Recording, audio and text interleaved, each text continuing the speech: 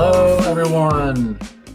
Welcome, one and all, to the Highwire Improv online stage here. If you're watching us on YouTube live, that's great. If you're catching the replay, we would love to have you write a comment and let us know that you do that. We'd love to know how long in the future somebody sees this show. That would be interesting to find out. We've got a wonderful lineup of improv for you this afternoon or evening, depending on where you're viewing from the globe. Could be the morning. Could be the morning. It's very possible. But most of us, I think, are going to be in the afternoon or evening. We have, I think, four shows this afternoon, and then we'll have a break, and we'll have our evening block of 2 shows. So check that out. We're not going to spend too much time on preamble here, given that we have plenty of time and breaks in between shows to do so. Please welcome to the stage our very first group for the day, Unicorn Kingdom.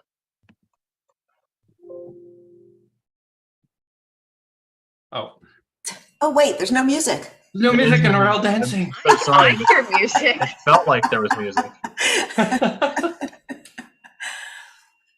All right. Well, anyway, we are Unicorn Kingdom, a house team of Inner City Improv. To get us started, we have a suggestion of a location, either a specific one or a general one. A rooftop. Rooftop. Thank you. Thank you, rooftop.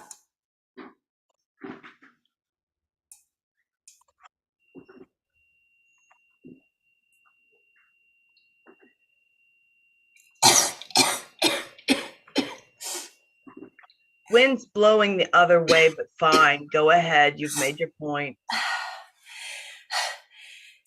It's just, Marcy, I just care for you. You're killing yourself.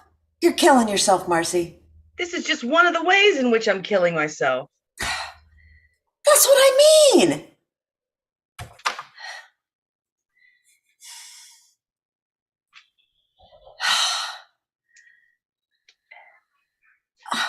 So, Darlene, I heard you got a new job at that Talbot's at the mall.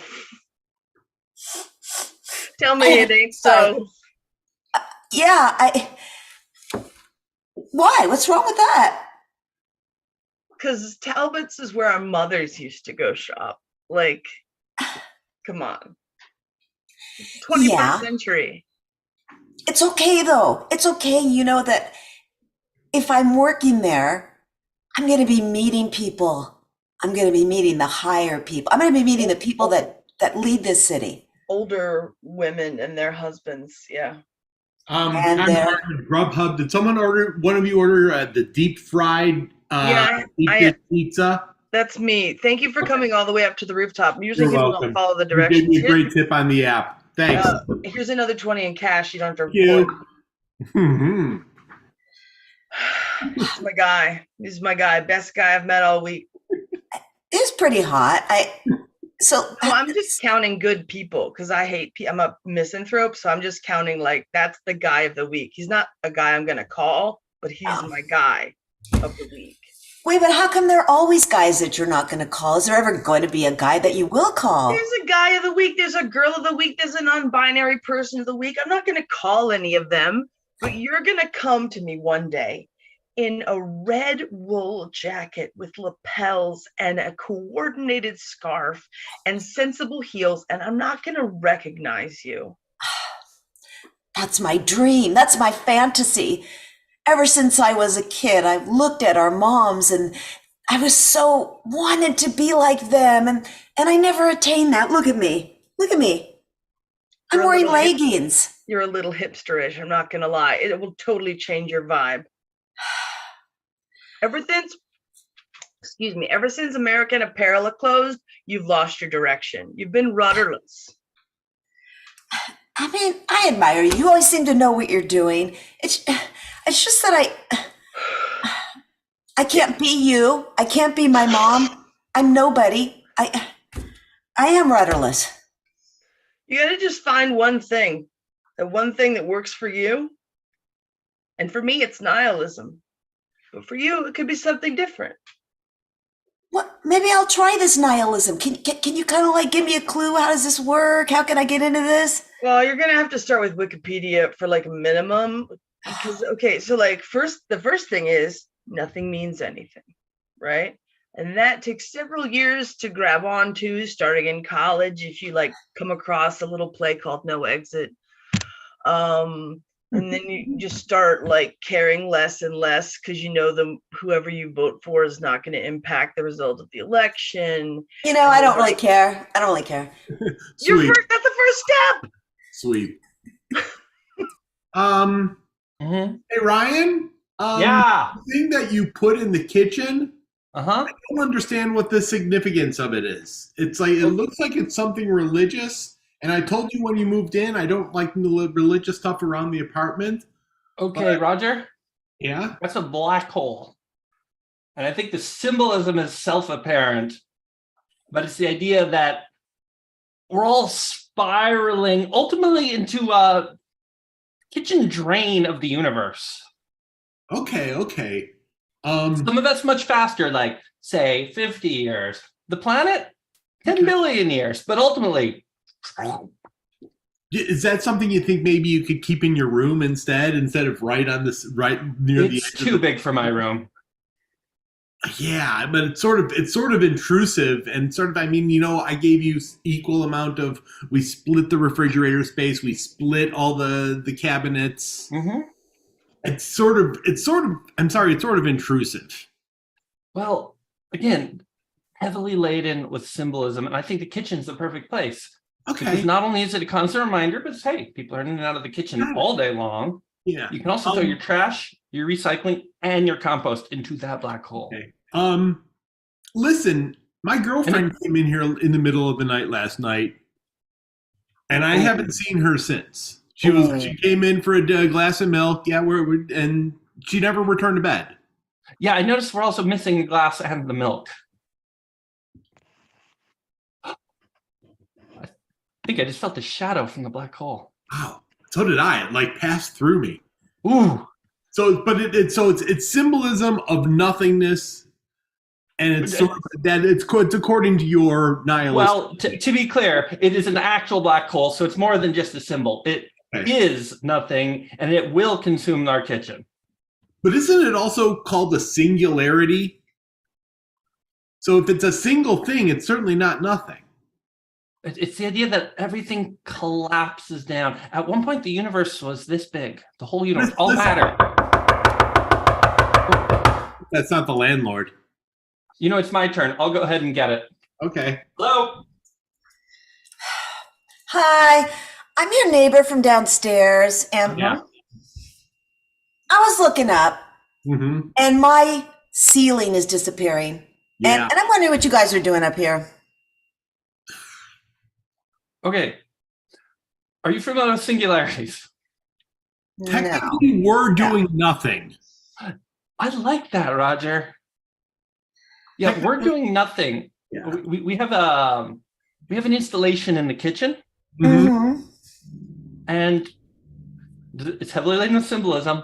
Heavily laden with symbolism. Consuming the whole universe, starting with the kitchen. It was in my bedroom, not the kitchen. Wait, it's going to consume my apartment? Tag out everyone but David. Okay, Mr. Henderson, this is my new invention. I call it the singularity. Okay. Wow. It's gonna fly off the shelves this Christmas. Wow. No one needs to know what it does, and the marketing is entirely vague. We're just gonna show really attractive European people in heavy makeup and expensive jewelry, just holding it, making people covet it. Oh yeah, I just want to. I want to reach out and grab it right now. I mean, I'm on Zoom with you, but honestly, I just want to reach out through the ether and touch it. I'm enamored with it. And so we don't need to let people know what it does, but they're going to want it because of the marketing. I already want it. I'll pay you $30 for it right now out of my Venmo. Send it to me right now. Okay, like I can just a couple. 30, 33, 35. You're gonna 50. You drive a car bargain. I've sent you a $50. You think we can market it at 50? You know what? I know this is my business, and I know this thing could make $1 million for both of us, but I want that one right now. Well, I'll put this one on reserve. They do have serial numbers, so they are unique. Okay. Okay, then I'll have the first. They're laser etched. So I can actually send you the one I'm holding right now. I've already reserved it for you in our system. Excellent. Manufacturing is up and coming. We've got 13 gross ordered for next week, and they should be shipping by the 7th of December, pending orders. Can't wait. Is it here yet? I mean, you put it in. Do you have a tracking number for me yet? But I really want this thing. It's Sunday. I can't call UPS, sir. I just think you're a little... Tag out, David. All right. I've been thinking about marketing.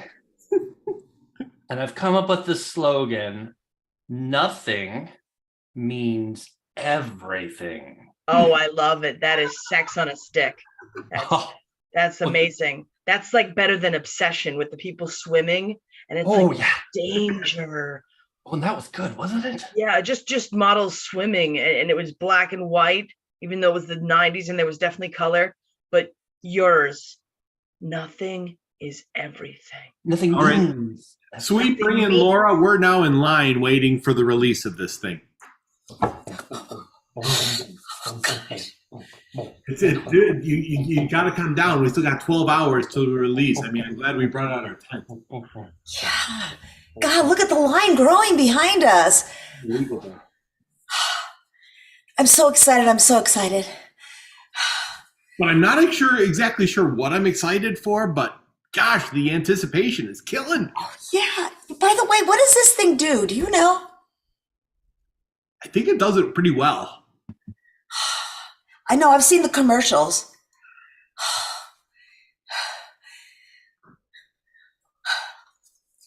Listen.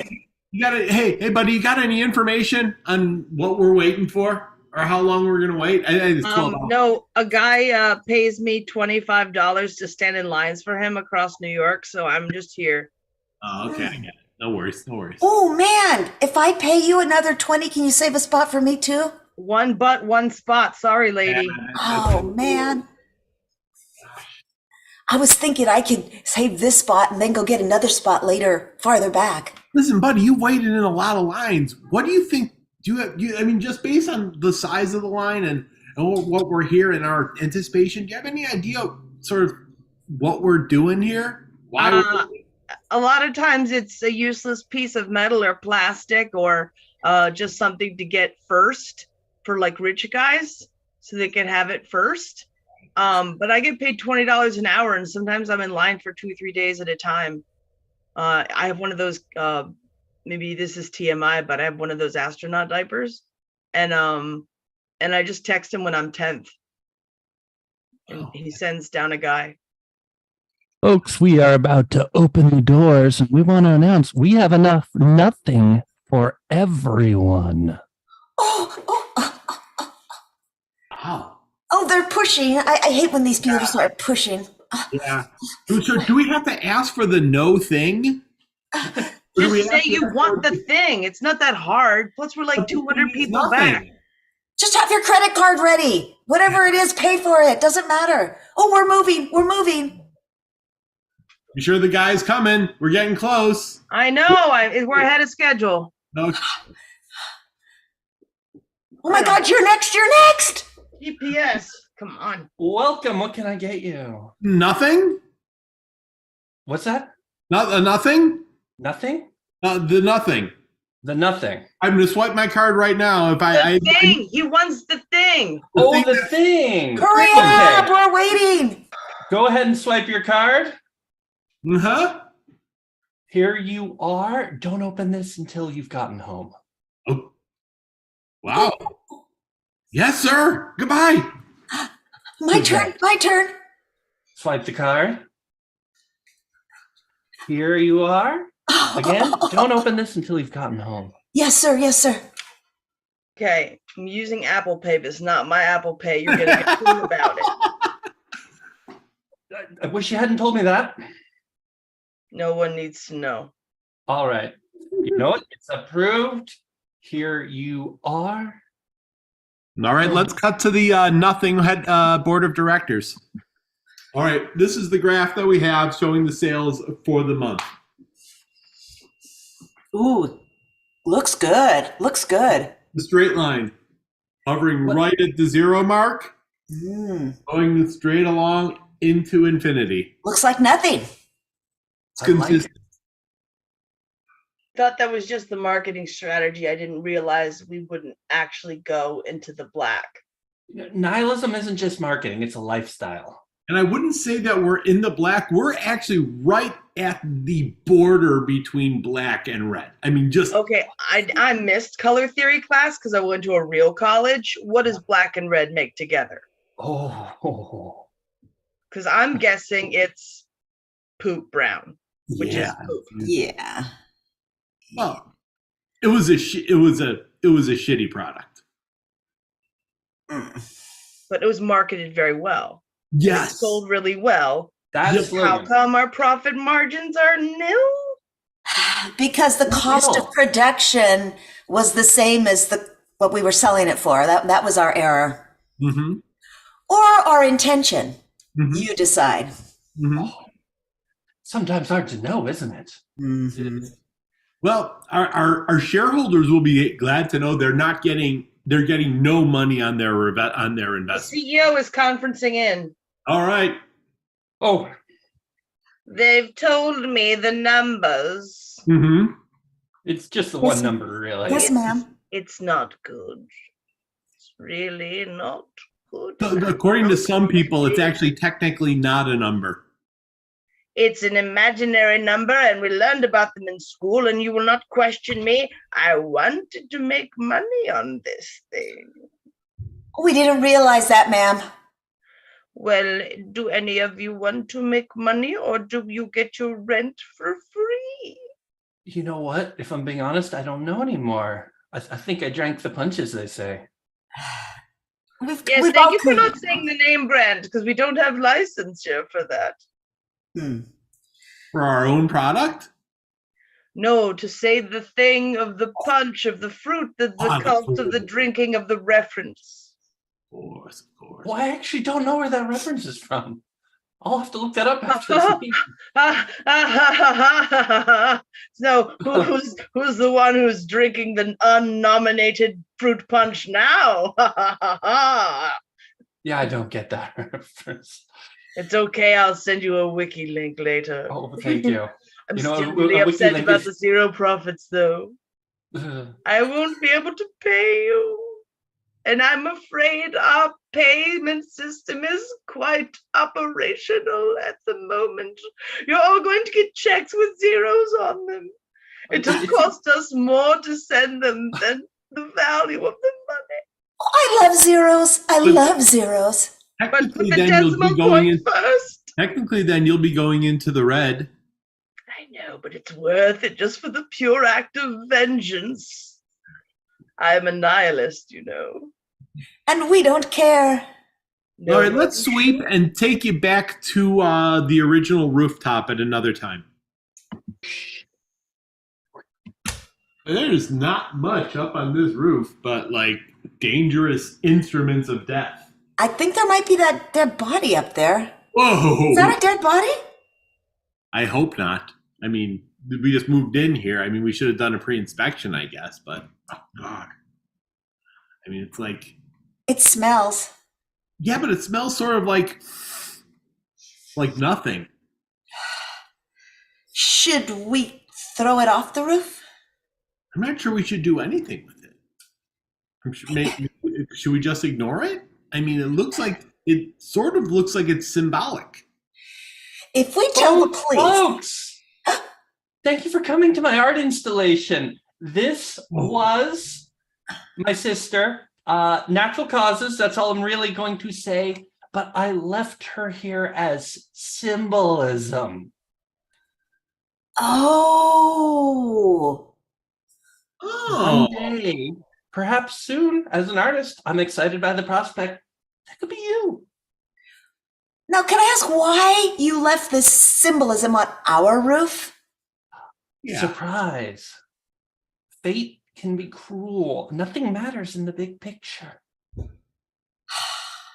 Perhaps you live to 150 years. Perhaps tomorrow you trip on a staircase and crack your skull. Is that what happened to your sister? Again, natural causes. And that's all I want to say on the matter. Doesn't look natural. No, it does not. She has Well, a look of fear on her face, like something scared her intensely before she died. What emotion is natural if not abject terror? It doesn't go along with the nihilism. That's really sort of something. Nothing is a big picture view. Eventually, the sun will destroy the earth. Everything will be gone. You, me, your baseball trading cards. Are you the guy who left that big black hole in the kitchen, by the way? Oh, you're familiar with my work. I'm flattered. Jesus. Cut to 5 seconds before the heat death of the universe.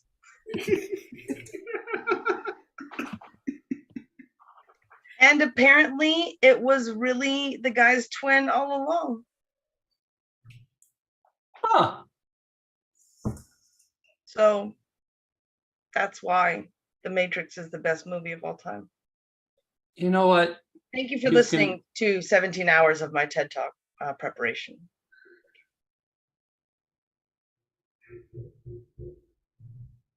Now the universe.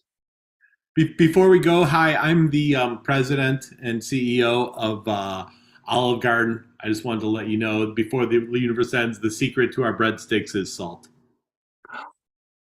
All this time, we could have just been adding Parmesan and salt. Nothing. No, it's nothing. You know, and I've got a Doesn't mean secret. anything anymore.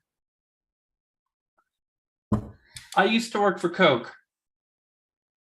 And the secret ingredient to Coke is Pepsi. sweet because the world has ended. Bum, bum, bum, bum. Bum, bum, bum, bum, bum. Bum, bum, bum, bum. Bum, bum, bum, bum. All right, let's sweep to what happens immediately after the world has ended.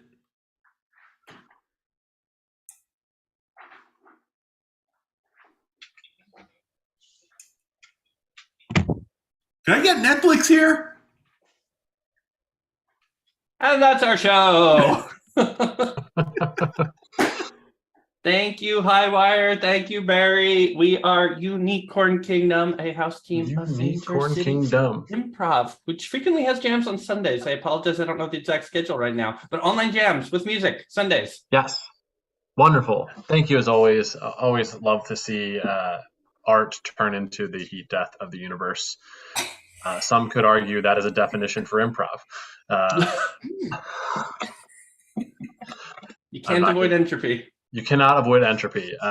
Excellent. We will see Unicorn Kingdom next time here on the Highwire stage, I believe in about 4 weeks. Holidays may mess that up a little bit, but roughly 4 weeks. And you can always find them at Intercity Improv, as mentioned. Thank you all so much. Thank you. And Thank you. before our next show, talk a little bit about what's going on in Highwire space. Next week, we have our continuation of online shows. We have a special series of holiday shows for the remainder of December. Normally, we don't have Wednesday online shows, but as has been tradition for the last 3 years, we are doing Fa La La Laughs, produced by Millie Hoffman. Those will be online shows happening the next 3 Wednesdays, the 7th, the 14th, and the 21st. And that will be wonderful. And we also have our in-person jam at Roland Park Community Center. That's on Wednesday as well. So we'll be in person and online that night. And then we have our next in-person show at the wonderful No Land Beyond in Baltimore. The board game and card game shop will be doing some improvised comedy based off of Magic the Gathering cards, followed by a new edition of Quizzlewang, a ridiculous game show with some improv mixed in. Going to be a lot of fun. Please check it out. All right. That's enough vamping. I'd love to bring our next folks to the stage. I had the opportunity to play with one of them in a spontaneous event of improv last week. This is prepared in the sense that these two people meant to be here at the same time, and they're really great. Please welcome to the stage Emma T and Bela. Hello, everybody. Lovely to be here. I am Emma T. When I say Emma, you say T. Emma. T. Emma. T. T. And this. My name is Bela. Sometimes I do it without the throat clear, but today you got the throat clear, so feel privileged. Lucky people. Barry, we need a suggestion today, something to set us off on our wondrous improv adventure. Would you have a word for us, perhaps? Eclipse. Eclipse. Thank you. Thanks.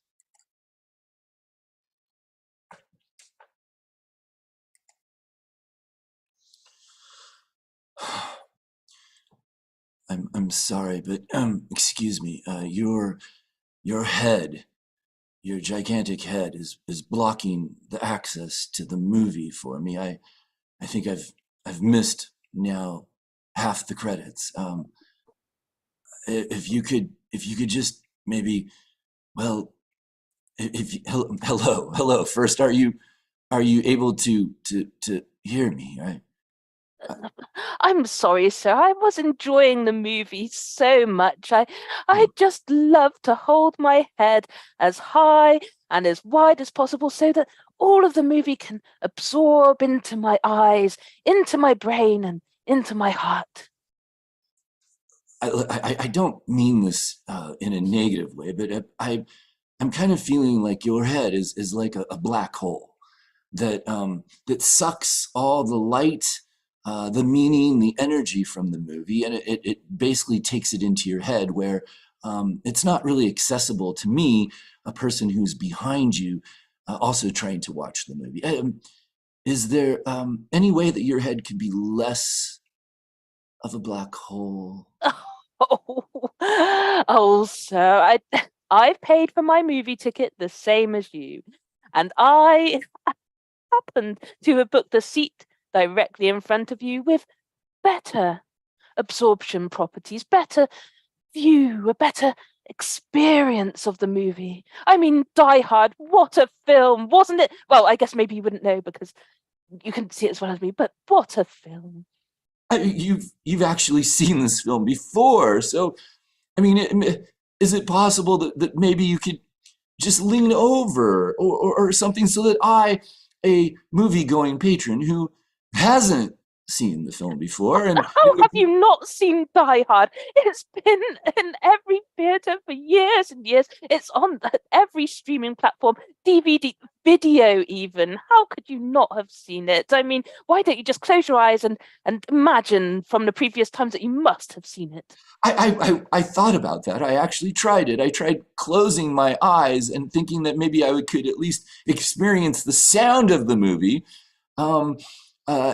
Almost as if we had gone back to the old days, and instead of the movies being silent, the movies were instead had audio and just had no image. But I still couldn't hear anything because your hair, it seems to muffle all the sound. My hair does absorb things. I mean, that popcorn you've got there. Well, some of it's in my hair now, so. I do want to apologize that the first way that I tried to solve this dilemma was by throwing popcorn at your head. It just didn't really have the effect I needed. Bigger and harder popcorn, but unfortunately it just kind of flopped right into your head, and it just yes, and then you seem to take advantage of it. That was one. I haven't tasted popcorn like that since 1976. Isn't it wonderful? I guess you haven't really got much popcorn left now. Well, this bit of the movie is really, really good. Could you at least tell me about it? No way! I can't believe that happened! That was the best thing ever!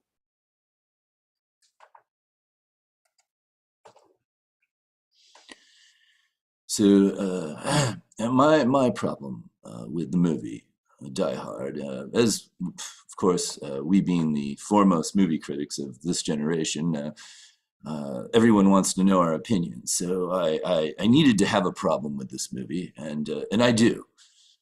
And I'm not just stalling for time because, well, someone came late to this filming and was somewhat distracted. I have no issue with you, Roger. But back to the movie. Back to the movie. Roger, why? You might want to hear this because since you were running late, I don't know if you actually reviewed the movie at all. Did you even see the movie, Roger? Well, Tom, what's a movie without knowing what it's about?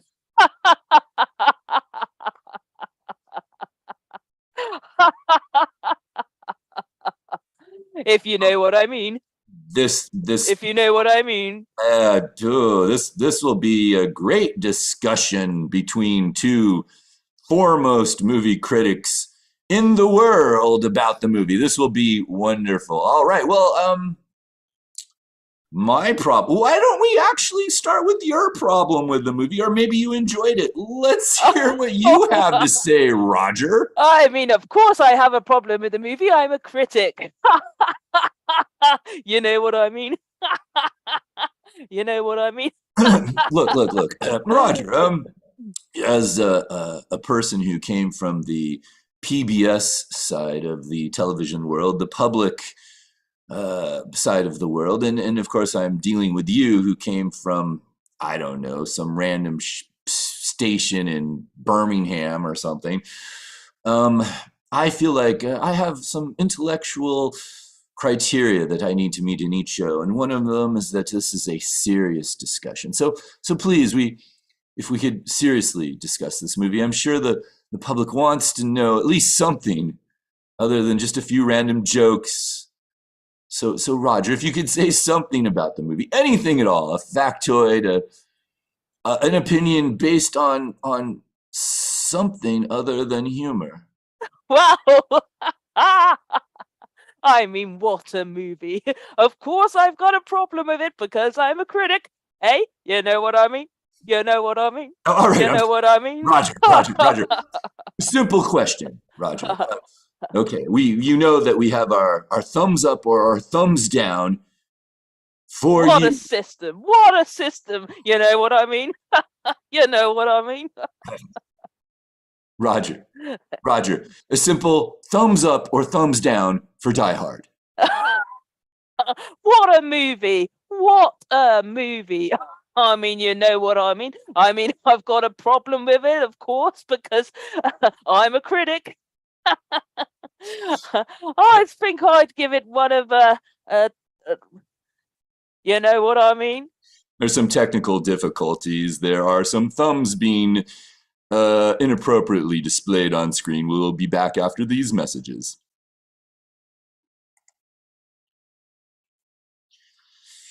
So, I'm sorry, darling, but they didn't have tickets for the movie. We're going to have to do something else. Oh, but darling, tonight is movie night. Every Tuesday, movie night. And I couldn't imagine what we'd do without it. I know we have to figure out something else that two people could do who love each other. And frankly, I mean, watching a film that distracts us, we might actually have to have a conversation or talk or interact with each other. Oh, darling, I don't think I'm. Oh, look! There's a leaf floating by outside the window. Oh, look! Where? Oh, there it goes. Oh, look how it floats. Oh, no. Is the leaf floating away? Is it floating out of the line of sight? It's gone. It's gone. No, we'll have to think of something to talk about. I honestly, darling, I don't remember talking to you for, well, since the day we got married, 16 years and 7 months ago. I remember that all we really said was, I do, and then that was it. There were no vows. No. A very simple question that was asked by the priest, and we were like, please don't make us talk. And no. And then movie nights.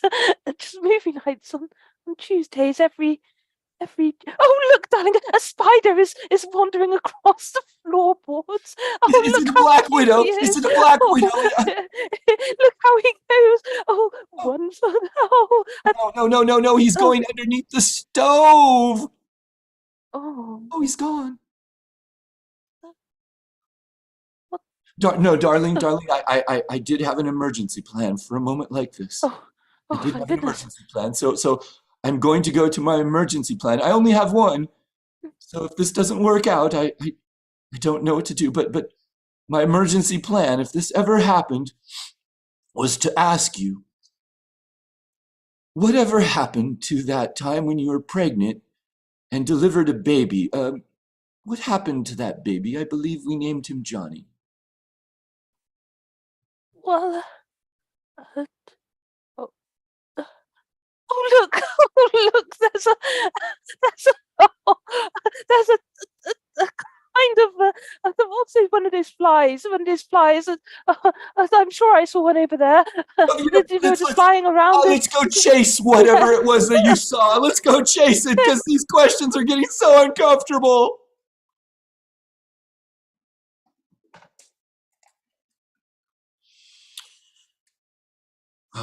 Well, welcome to therapy. What would you want to talk about today, Mrs. Johnson? Well, just that I'm very sorry to say this, but I have a long lost son, and I want to reconnect with him, but I'm so scared that he'll think that I'm a failure. Let's unpack these feelings, Mrs. Johnson. So, what makes you think that this son would think that you're a failure? What are the worries and concerns there? And how can I listen to help you get to the point where you actually could have a fulfilling meeting with your son? Essentially, if you could do all the work for me in the sense of like solving all of your problems, then at the end of it, I will essentially tell you good job. So if you could continue. Oh, well, I guess this is what I'm paying for. It's quite expensive by the minute, but yes. So I've failed at everything I've ever done. I've failed at exams. I've failed at life in general. I've failed. You were late today to the session. Say no more. You generally just fail everything. Yes, I guess that makes me feel like even more of a failure. I mean, I did think mostly I would fail at things, and some things might be kind of average, but no, you're right. Everything is below. You forget that I am seeing you in front of me right now. So I am seeing the layer of failure that you're describing. You don't need to describe it much more because I'm seeing your personal appearance. I'm seeing how you put together whatever you call this, a look. So I already understand the concept of failure when it comes to you. So please continue. Oh, well, I guess, well, yes. So generally being a failure at everything. And my son. Wait, let me stop you. When you said failure at everything, I believe that was a bit harsh. There are many things in the world that you haven't failed at it yet. Give it time. You will get there, but don't give yourself more credit than you should. In a sense, in a sense, you're failing at being a failure. That's ironic. I'll write that down later. I'll write that down later. In my notes. But go ahead, please continue. I guess it costs extra for the notes. Yeah. So basically, what I was saying is I'd love to reconnect, but I'm just scared that I'd be a bit of a disappointment. Being a failure at pretty much everything. Let me take your mind and relieve it of its worries. You're worried that your child will think of you as a failure. Yes. Don't be worried about that because it will definitely be the case. Your child will think of you as a failure. It's impossible. Everyone does. So it's not something to worry about. There's no reason to worry about something that is a certainty. So just now that you know that your child will think of you as a failure, then you can go into the situation knowing what will occur and hopefully go into it without worry. You know, how you said that, I think I've solved all my problems myself. Thank you. Thank you. The money will be transferred soon with some extra.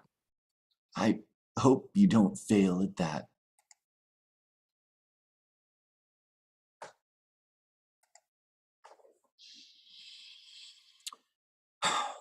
There's been a financial transaction that did not go through our system.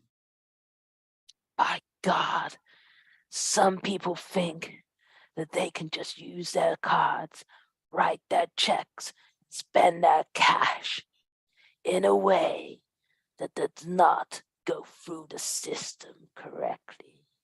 This is infuriating. I can't believe that our system has been compromised by a transaction that did not go through. Our perfect system. John, you know I helped design this system. You know that I poured my heart and soul into this system.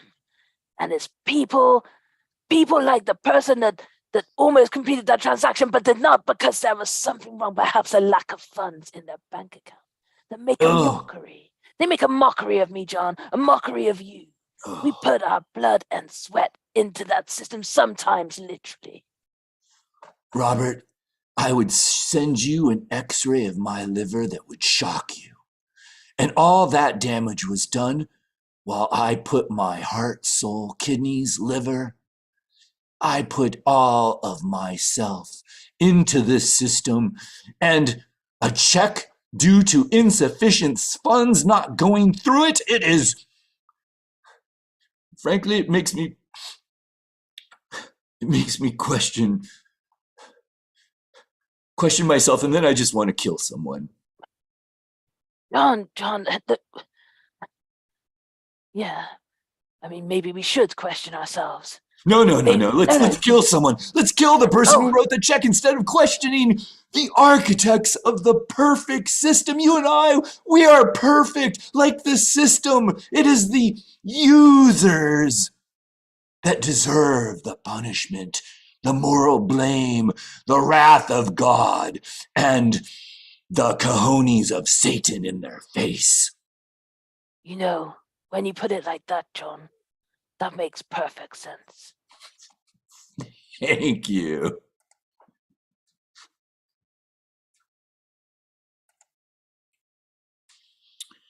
We have the cojones of Satan here in this package. I'm just wanted to let you know, it's the first time I've ever delivered the cojones of Satan. And, well, I wanted to kind of just make sure that you knew that you were getting it and that you kind of acknowledged that you were getting it, because I frankly don't want to be getting this package back. There've been a lot of weird things happening in the delivery truck with the cojones of Satan.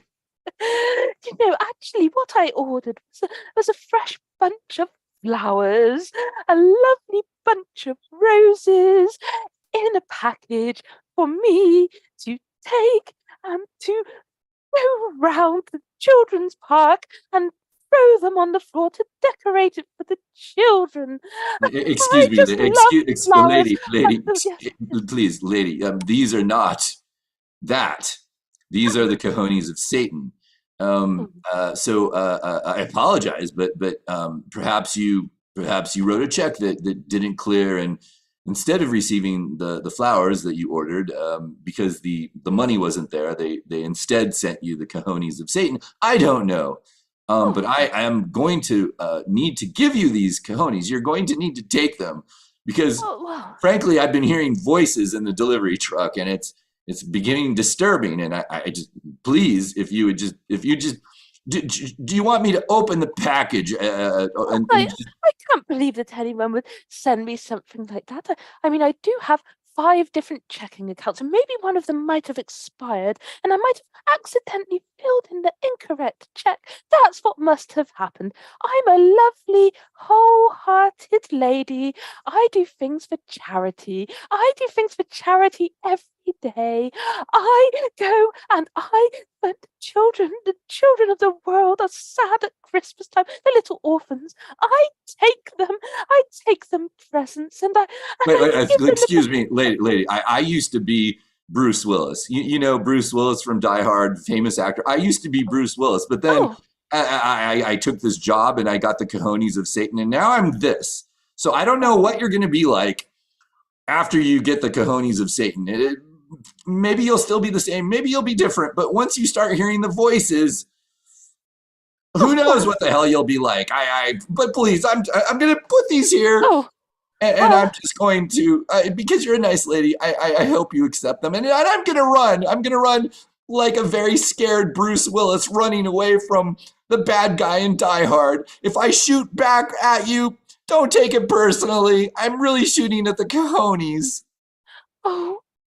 Bang, bang, bang, bang, bang, bang, bang, bang.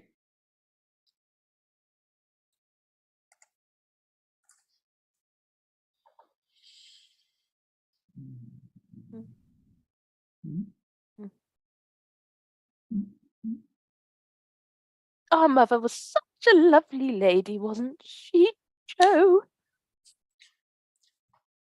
I remember when all the children of the neighborhood loved her and everyone commented on our flowers. I don't know what happened.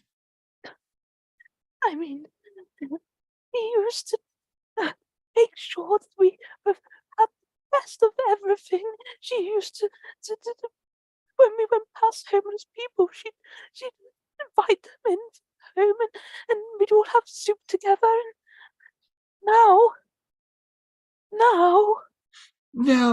Now people don't even walk around randomly with soup to give to strangers. I don't know. I keep looking around for someone with a bowl in their hand, a bowl that could contain soup, but I never see that. I never see it anymore. There are no people left with soup. And other children, she would give presents to at Christmas time. It's almost Christmas now, and they're just crying with a piece of coal in their hand.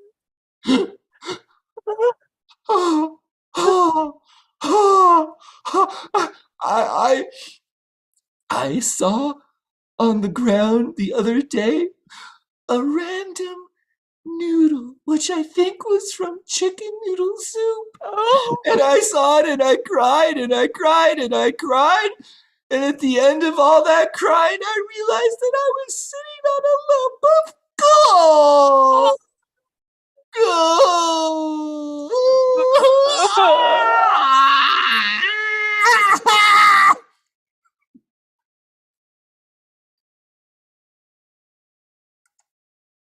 Well, it looks like everything in this town has gone to beep, beep. I'm sorry, I used to swear. Now I just beep myself out. Oh no, I thought you had the machine that normally is attached to a single human being. You know, the machine that goes beep, beep, beep, beep. But we'd attached it to the entire town, and it was flatlining. This town is flatlining. Just a big old. This town. Look. I mean, as the town's police force, we should probably be doing something about this. But Something. I don't think that I beep and can do, because sometimes it just makes me so angry. I want to beep. This town beep.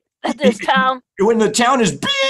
I mean, what can you do, really? I mean, you can't, like when the town is beep, you can't. There are no big paddles that you can put on top of an entire town, like Godzilla-sized paddles to put on the chest of the town and just plum, plum, plum, plum, plum, plum, beep, whoop, beep, beep, beep, beep. Oh, the town came back to life. No, it doesn't work like that. You know, maybe maybe if it's so flat, maybe we can perk it up.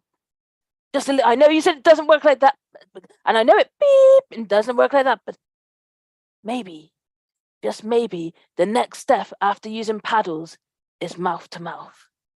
We all know that. We've watched the casualty shows on the television. Wait. Are you giving me the permission to sexually harass every single person in this town by going mouth to mouth and kissing them? Or am I completely mishearing what the hell you're saying? You are completely mishearing what I'm Damn it! saying. Damn it! I thought this was licensed to kiss everyone. Damn! No, I beep. Wouldn't say that. See, this is me. This was me just a minute ago. Beep, and then it was like, whoa! Beep, beep, beep, beep, beep, beep, beep.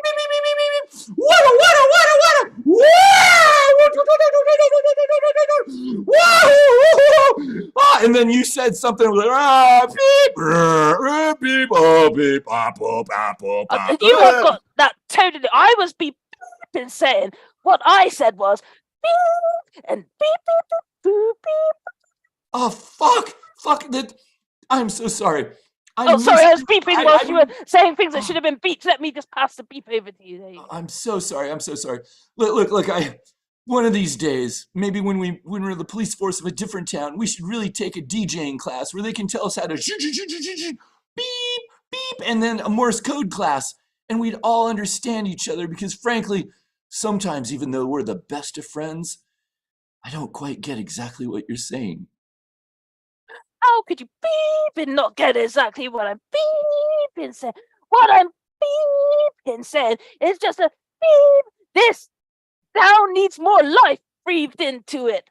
Look, breath, but not through your mouth. Look, I'm hearing what you're saying. And I love you too. Well, finally, you beep and got what I was trying to say.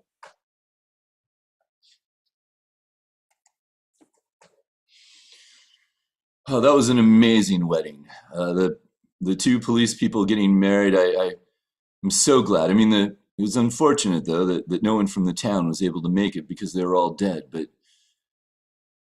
But luckily, us two being from the neighboring town. The neighboring town. It was such a moving ceremony. Two police people, the last survivors of their town.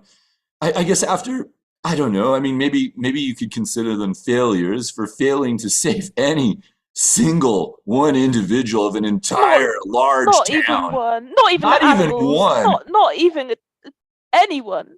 I mean, not even living being. Not even. I mean, it was bad enough that the dogs, the cats, I mean, the random pets, but even the plants were dead. Oh, God. I mean, it was weird that they decided to have the funeral for the entire town and right before the wedding, but it really gave kind of an interesting contrast between horrid death, I mean, essentially just death on a really big scale. I mean, they even had a little slide with dead bacteria that you had to look at with a microscope at the funeral. Oh, it was so sad. And he was still moving all of the coffins out whilst the wedding was going on. It was a juxtaposition of life and death. It was strange. It was strange, wasn't it? But the vows,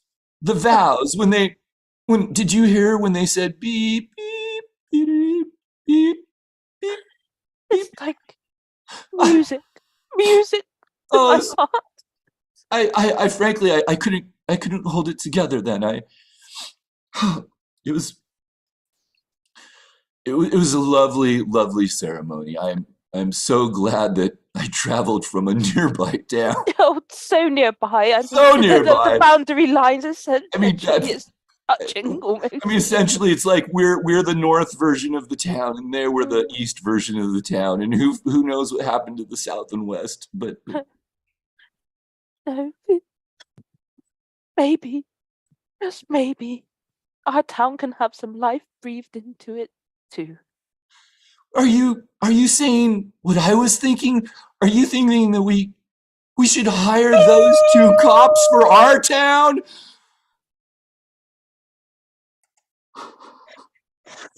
And that's our show.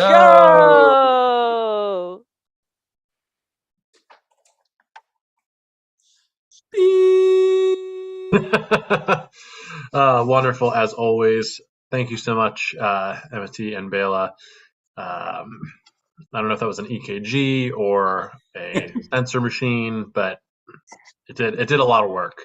And I appreciate that. Thank you so much for another wonderful show.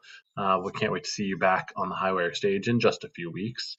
And thanks as always.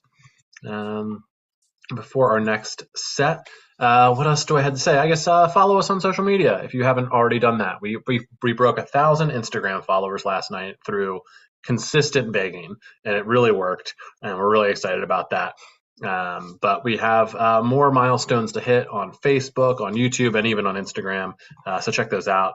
They're also a good place to find information about everything going on, from online shows and workshops to in-person activities, from jams, shows, and classes in the new year. So check those out. And we're going to keep things going. Please look forward to welcoming to the stage the wonderful duo of Wordplay.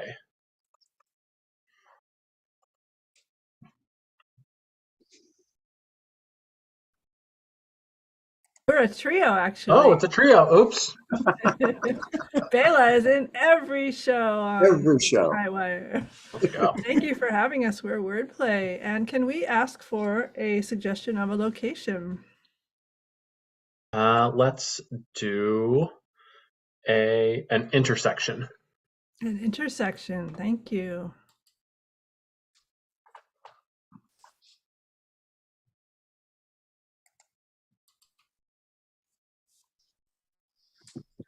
I feel the wind from the passing cars.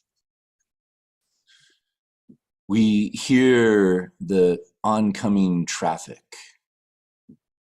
We see red, yellow, and green lights. We see a man holding a sign. Please give money for food. We hear the traffic, the honking, the tires.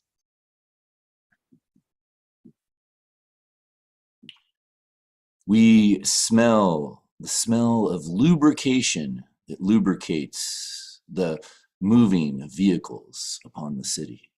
We see the bright yellow of a rain slicker of a crossing guard.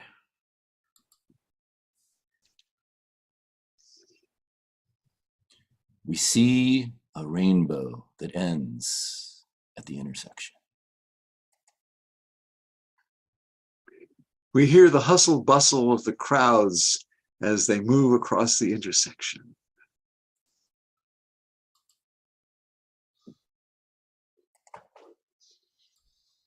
All day I've been arranging albums at home, and now finally I'm here, ready to cross. By the way, I've heard that the yellow light is pretty fast. Changes on a dime. It's criminal. Data that the city has accumulated says that by making the yellow light faster, it just makes everybody happier. Everybody's terrified of this intersection, haven't you heard? Frankly, I'm terrified too.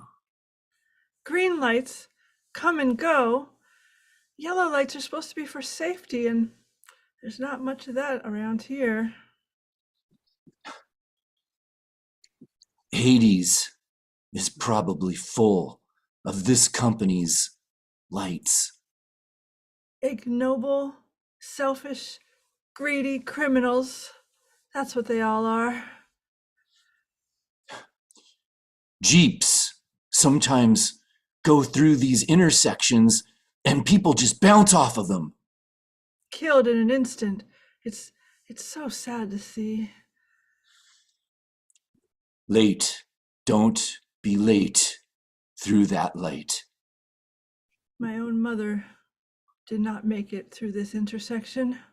No, not Molly. Obituary read, undisclosed incident because the company covered it up.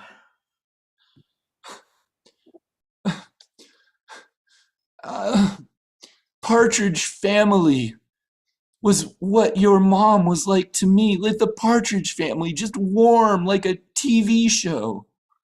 Quails, too. She loved all the birds. Partridges, quails, even the pigeons. A regular zoo of the happy birds. Someday I will get retribution for her death. Today is the day.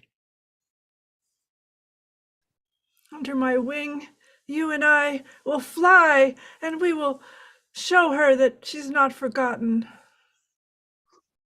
Violence to those who unfairly led to the death of your mama. Whoever was involved, they will pay. Exactly. You know what I'm saying. You're part of this now. Zeus, give us power to redistribute justice in an unjust society. All right, today's the day.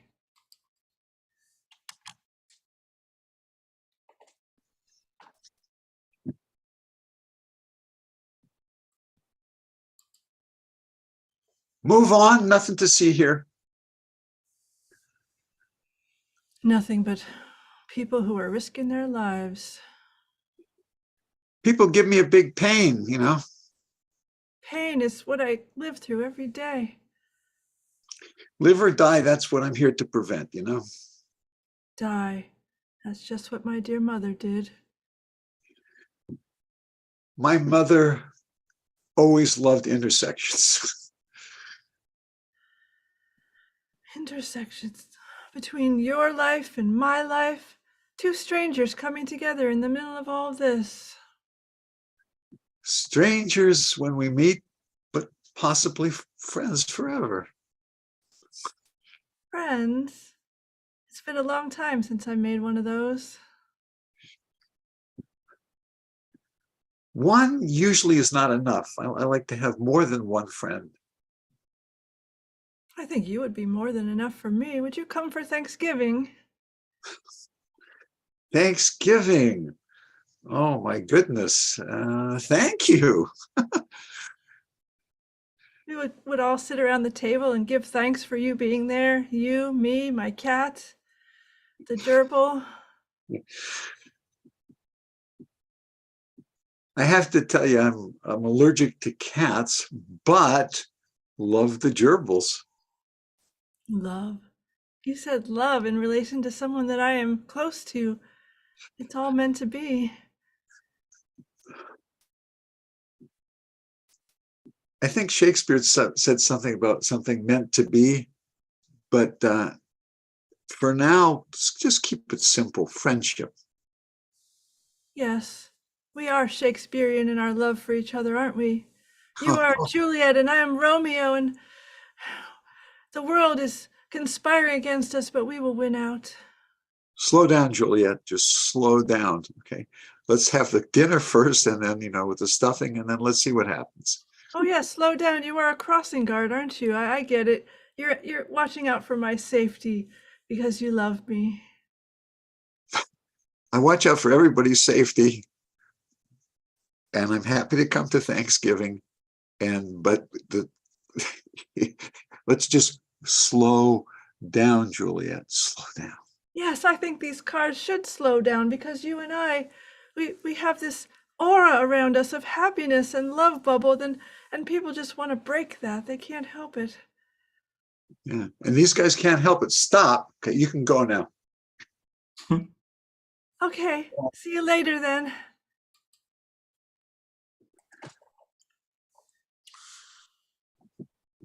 A pothole. It's beautiful. Could turn into a sinkhole. That possibility exists. Sinkhole, then portal to hell. That's rare, but possible. Yeah. Portal to hell, wormhole to Galaxy B.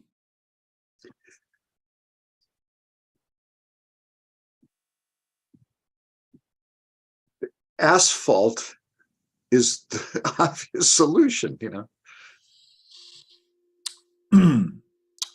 Taxes need to be raised.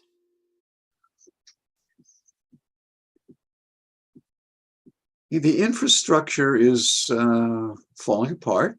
You're right. Literally steal money from the common person. Now you're talking my language. Dip into savings accounts Mhm. and ka-ching.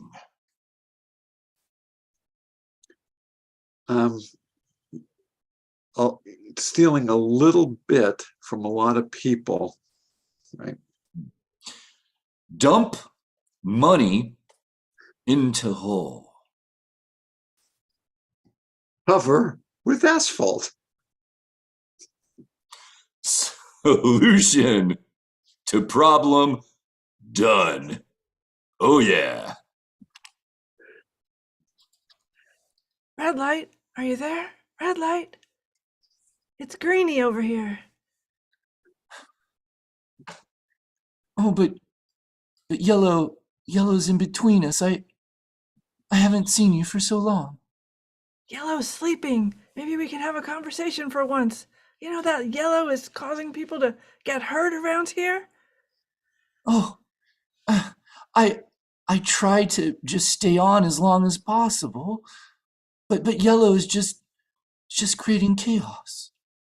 You know that I am a go-getter. I want people to go, go, go all the time, but when people there's blood spilled right on our beloved intersection, I can't stand for it. You know, I did something really bad the other day. Confess. Tell me. I turned red on all the lights for 2 minutes so no one could go anywhere. I have such mixed feelings about that. On the one hand, it was a real Zen moment. I loved it. I remember, of course, it was like, we can all take a breath and stop rushing everywhere. But then my real nature, it's like when they made me, I think they made me like as if I were on cocaine without actually ever having to use any. I mean, you don't know what it's like in here. I just want to go, go, go.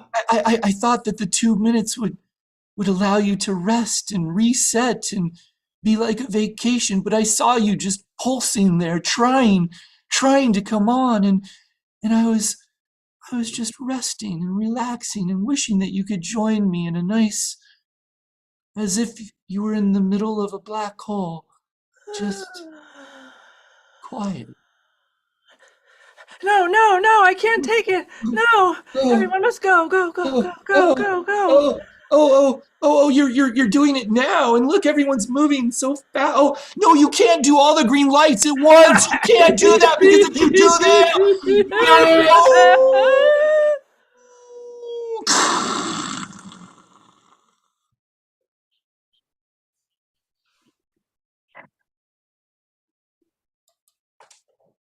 Ma, Yeah.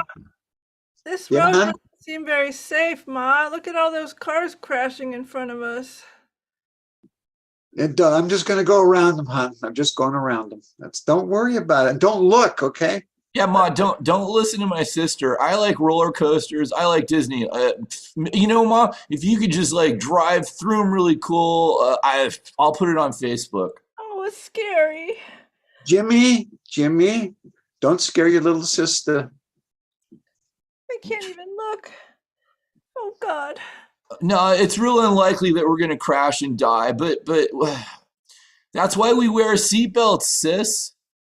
Mine is That's broken. right. I can't get it to work. Jimmy, help your sister with the seatbelt. I tried earlier. It doesn't click on. Sister, you're gonna die if we get in a crash. So you better hope we don't crash. Stop scaring your sister. Mom, he's picking on me again. Listen, I'm gonna get you an ice cream, both of you an ice cream cone when we get there. Oh. Yeah. I wanted McDuggets.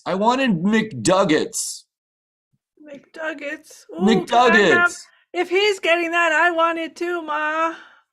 Okay, so you'd rather me stop at Chicken Supreme instead of No.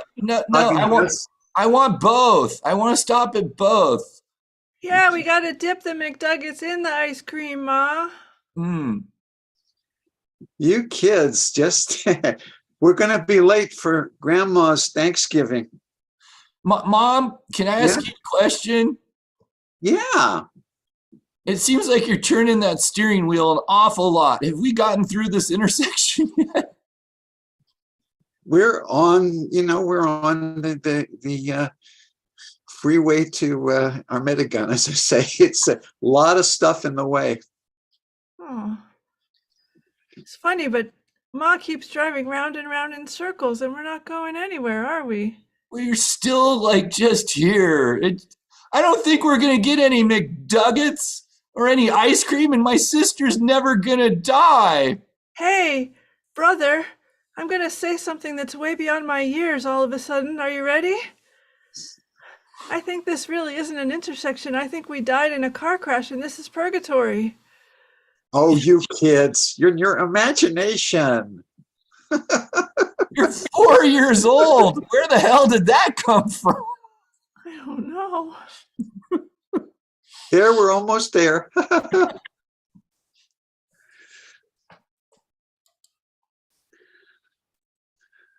All right, everybody.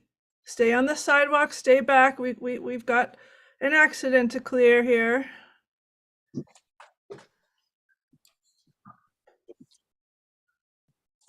Ma'am, this is not a spectator sport. I'm just trying to get across the street, Give me a break. I live near here, near this intersection, so I have a reason to be here. Where do you live, sir? Down that way and across and then back. All right, then go back to your home. It's safer there. Well, I would, but I need to go through the accident scene. I had to. You see the tape? Police line, do not cross. It's again police brutality as far as I'm concerned. Inhibiting our rights to free travel. You want some police brutality? I can show that to you if you really want some. I got my taser here. I kind of would like to see that. But no, I mean, hey, don't. I'm also just watching. Because I'm waiting to be able to get. Sir? Ah. Wow, that was There you uncalled go. I'm. Oh yeah, okay. I'm filming this whole thing. He refused to disperse, and I actually put it on very light, so it's just a little tase there. I'm a big man. Your little taser doesn't scare me, and your police brutality doesn't scare me. And we have rights. We have rights. I'm turning it up now, sir. I don't care how high you turn it up. No.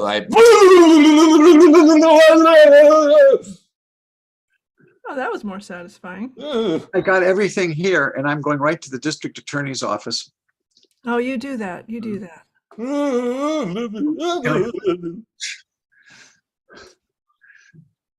All I want to do is cross the intersection.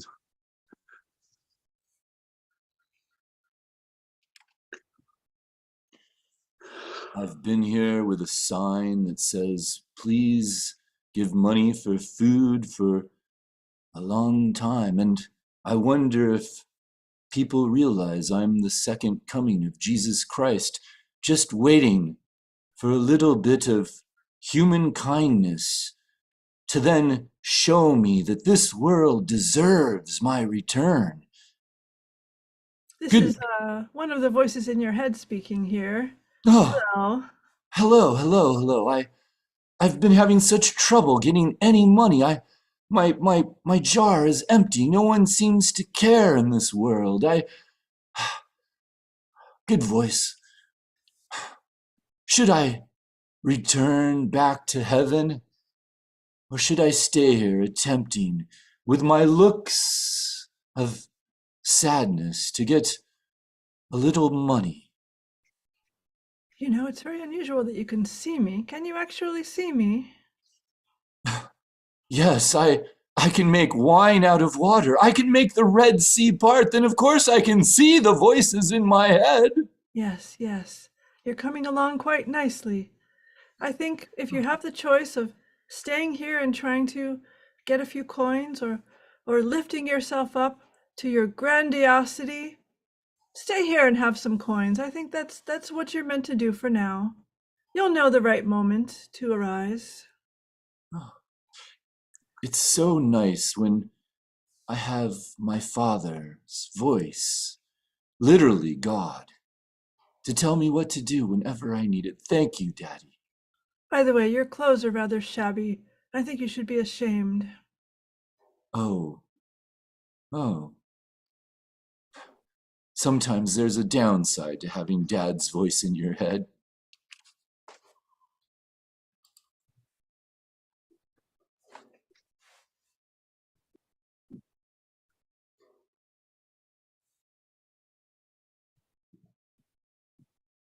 The class, you see line A, B, and line C, D.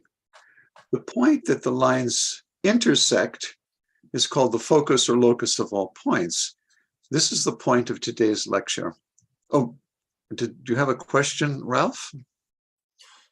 Yes, Mr. Ross. Mm-hmm. When I saw you on PBS with the giant fro, it seemed as if you were always painting trees and landscapes. This seems to be a new direction for your art. I wondered, did you have a personality change or something? Well, it's just that I finally completed my GAD.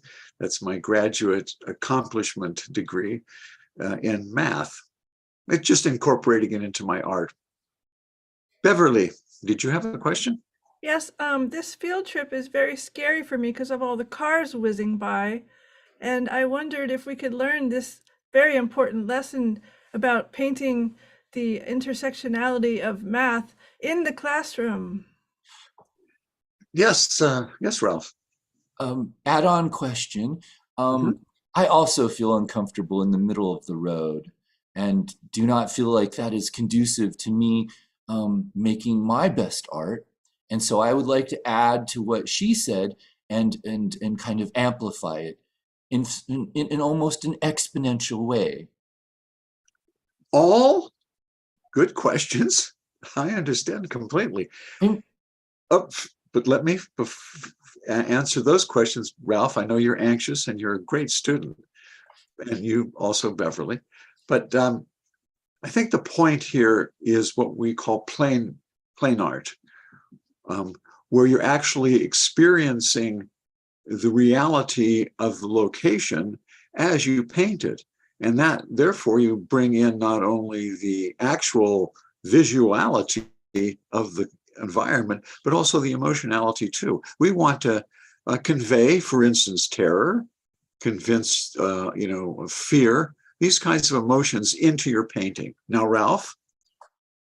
Well, two things, if I may. Two things? Is it all right? Two things? I would prefer one at this point. Thank you, because Beverly has her hand up too. I guess I have to choose. Oh, well, first thing was that like my previous question was really a statement. And then two, the car that's coming at us in a direct line, I guess that's just an incomplete sentence. I give the floor up to Beverly. Thank you. Beverly? Well, there is that car. Oh, it veered away, so I have time for my question. Good. Okay, I was wondering if you could discuss the intersectionality as it pertains to race and class in our modern society. And could you do it in French and plein air? J'en vais te faire mon désir. Je vais mon rencontrer. Mon sommeil, yeah? Oh, oui, oui. Okay. Yes, I think that, again, the point of the whole thing is the intersection, how it makes you feel, how you translate that into art, into the visual reality. Whoa, that was close. Oh, he died.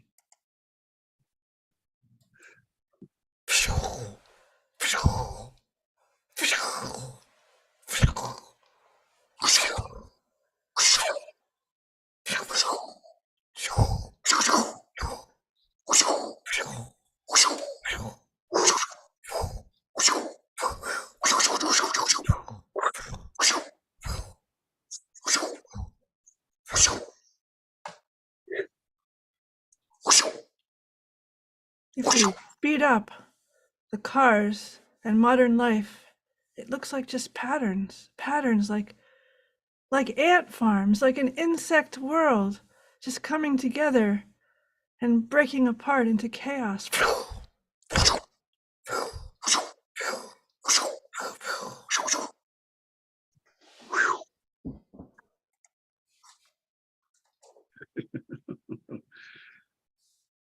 As I told you many times, Margaret, we gotta get to the Thanksgiving, and we're going to walk there this year, right?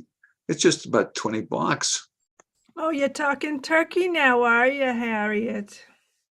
Yeah, I thought it would be nice to experience the cold and the sleet before we get to the nice warm fire and the Thanksgiving dinner. What if I fall and break a hip, Harriet? Is that going to be nice? Is that going to be enjoyable? This intersection is a death trap. You're always so negative. You're just so negative. Go with the flow. And we have a nice officer here that's going to direct and stop the traffic to let us get through nice and safe. You know, I want to make it to my 96th birthday next week, Harriet. Is that so much to ask? Of course not. And you will make it. You will make it. This exercise is wonderful. We're going to get to Estelle's for Thanksgiving. And I hope so. I brought the stuffing. Did you bring the cranberries? Oh, it was on the kitchen counter and I forgot. Well, let's go back and get it. Ladies, the light's about to change. So I wanted to give you a moment to prepare yourselves. And, well, it's nice to see you again. He's such a sweet man. What a handsome officer. Are you married, officer? I am married. You ask me that every time, and it's always delightful to answer. Oh, well, you know, I'm only 95. I still have some tricks up my sleeve. And plus I have a granddaughter who's very single. Wait a second. My granddaughter is single too. Please, ladies, the flirting will go and make us late for this next upcoming light. I wouldn't want you to have to stay here any longer than is necessary, if you know what I mean. We have to go back and get the cranberry sauce, so we'll just be turning around, actually. Yeah. All right, well, then... But stay here, don't leave, because we want to see you when we come back. My shift ends in 8 hours, so you better hurry it on up. We'll just about make it at the rate we walk. All right. And that's our show.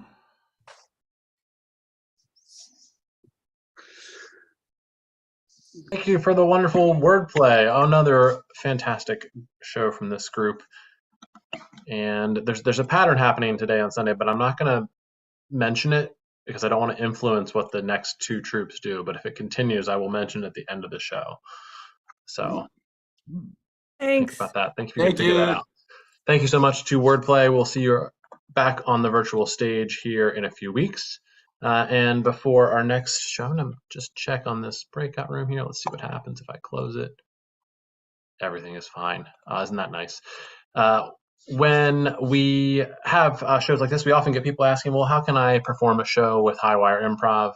And right now there are two really great ways to do that. The first is that we take submissions for online and in-person shows for our 3-month-long seasons. We'll probably have the next show submission form up in a few weeks for our 10th season, which will run from February through April. So if you have a group or a show idea and a cast to perform it either in person in Baltimore or online right here, be on the lookout for that. The best way to find out when that's coming is to be on our mailing list or follow us on Facebook and Instagram to get that information. It's always open for a few weeks, so you don't have to find it the first day. And that's where you can submit your own show to be performed with Highwire.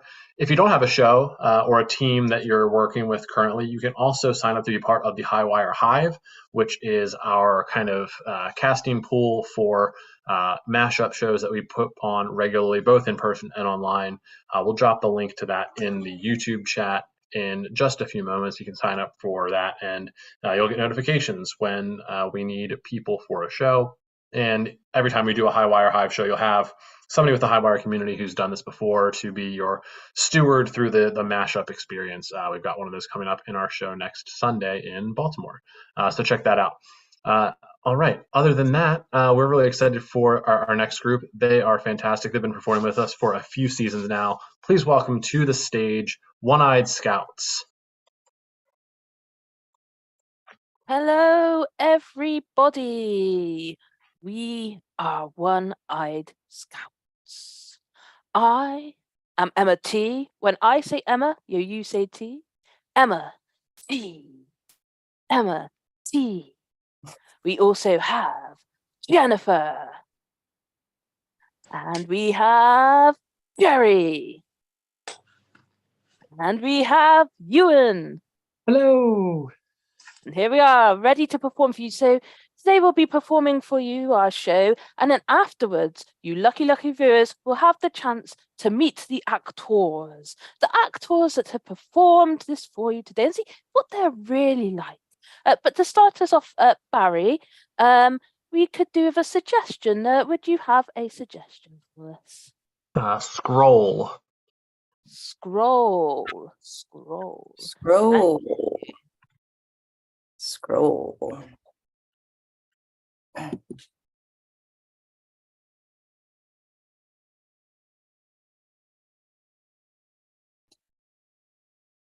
We're missing a few items here.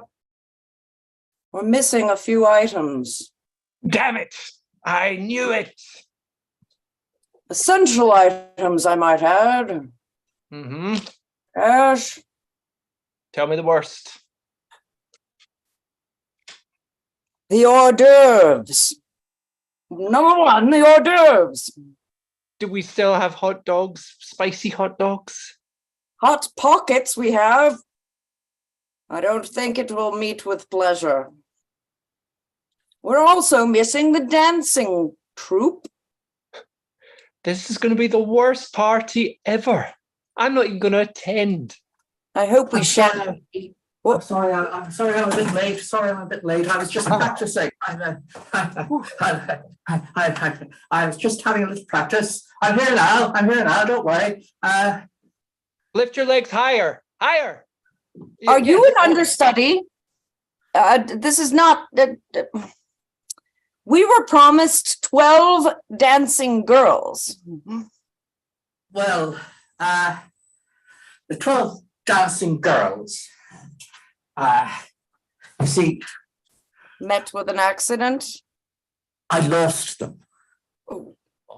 I was walking through the underpass, and I lost them in the underpass.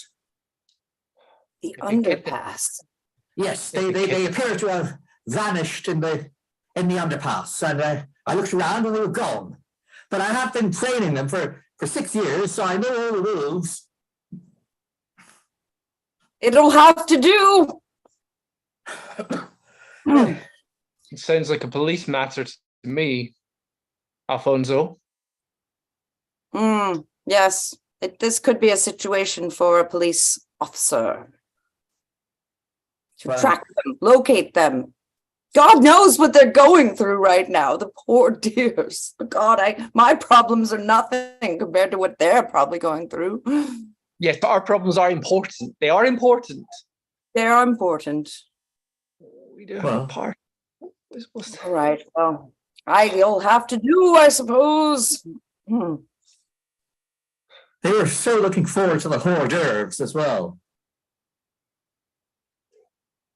Just Right. as well. Yes. Yeah. And Hot the spicy hot dogs. Yes. Yes. They will be provided at some point Good. during the They would be so festival. disappointed. On top of being lost in an underpass, it would be tragic were they to miss the hors d'oeuvres and the spicy hot dogs. I hope you can keep them warm for them. Well, this is Little Toppington's 200th anniversary, as you know. All the town elders will be there, the mayor, and it'll be televised as well. So I hope you've got your little tap dancing shoes ready. I have indeed, yes. I brought them specially. Here they are, tap dancing shoes. Lovely. We're doomed. We're doomed. The mayor is going to have our heads for this. Will we run out of Little Toppington? Go ahead. We'll be run out of Little Toppington. On a rail. Forever. I'm going to just dash down here and look for the hors d'oeuvres. Yes, I'll be right back. I'm going to practice my dance steps. Okay, good luck.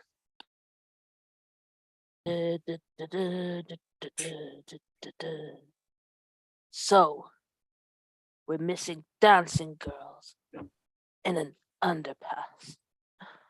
This is one of the biggest crimes the Little Toppington has ever seen in 200 years. Yes, I make that noise myself. It helps me think. Yes. Well, let's just say if I can find those girls and return them in time before the mayor gets to the party, I'm gonna be top dog and up for a promotion. Officer Dinky, please, you need to find these girls. The party is in real danger of failing, and Little Toppington community is going to run us out forever. Well, Smith, I feel like I have a fire inside of me, a need to solve the mystery, a need to get the recognition, to save the day, Smith. I really do. Yes, I'll be by your side. I will provide anything you need. I'm your humble and devoted assistant. First of all, I need a donut, Smith. That's what I need, a thinking donut. Okay, Dinky. Here you go. Thank you. Jam donut. Oh, it's got a hole in it. What do you provide me with, this jam donut with a hole in it? The jam's in the ring. The jam's in the ring. The jam is in the ring. Thank goodness, Smith. There'd better be jam in that donut. I don't know what I'd do. You know, I wanted to train you up ever since you joined the force. I thought there needs to be a new Officer Dinky. I mean, I'm quite near to retirement. I've been copying your voice. Do you like it? You like it? It sounds like I sound, and I love the sound of my own voice. Sometimes I speak to myself as well as going to do to myself. It's a wonderful. I admire you so much, more than anyone in all of Little Toppington. Well, let's look at the clues we have in front of us. We've got a missing dancer's shoe. This is the other shoe. The missing one is the one that's missing. This is the shoe that goes with it. Dancer's shoe. We've got the information that they were in the underpass. Yes. And we have DNA evidence. I have a strand of hair. And a strand of hair. It may be DNA. It may crack the case. It may be the perps. I think we've got all we need for a successful promotion for me. I mean, what a way to go out just before retirement as a chief officer and not just an officer. Wow. And then you can be promoted up the ranks behind me, and then you will be Officer Smith. Okay. Can I be chief officer? Well, only if I'm chief officer. I mean, you need to be one rank below me. But then when I retire, which will be soon, you will then become whatever it is that I got to by going up one level. And that will be the day, Smith. That will be the day that I am so proud. Me too. Of you? I'm a Barbie girl in my Barbie world. I'm a Barbie girl doing my Barbie twirl. I'm a Barbie girl in my Barbie world. You stay in the underpass. I can't seem to get out of this underpass. There's no way out. I'm doing the dance instead of you. I've been practicing this for years. Why do you have Barbie? Let's go party. on top of the underpass? It's like a cruel joke to me. I'm trapped down here. Well, because this is my big chance. I will take your place. I will dance for the mayor, and I will be. What comes after I'm a Barbie girl in my Barbie world? I'm a Barbie girl doing my Barbie twirl. I'm not going to tell you. You're diabolical. I'm trapped here under an underpass, which is, yes, I wouldn't be over it. I'm naturally under it. But must you tippity tap like that with the clunky boots? Ah, where are my 11 other dancing girls? You'll never see them again unless you show me what comes after. I'm a Barbie girl in my Barbie world doing my Barbie twirls. Fine, fine, fine. And doing the Barbie gyration. Yeah, that's it. Are we still in the underpass? Yes, we are. And that diabolical understudy is right up there on top of the underpass. So he's in the overpass, I guess. That evil mastermind. He trapped us. I'm a Barbie girl in my Barbie world. Oh, doing my are Barbie you still in the underpass? Who's that? I'm the newest member of the troupe, the Dancing Girls. I'm with you. I just only joined your troupe last week, but now I'm trapped in an underpass. Yes, we think we know who trapped us here too. The diabolical understudy. Oh. Is it me or See you is after the show. is the underpass slowly filling with water? Oh my goodness. Oh my goodness. It's up to my calves. Oh, there's no way out. Oh God, I hope we survive. Only out if nobody rescues.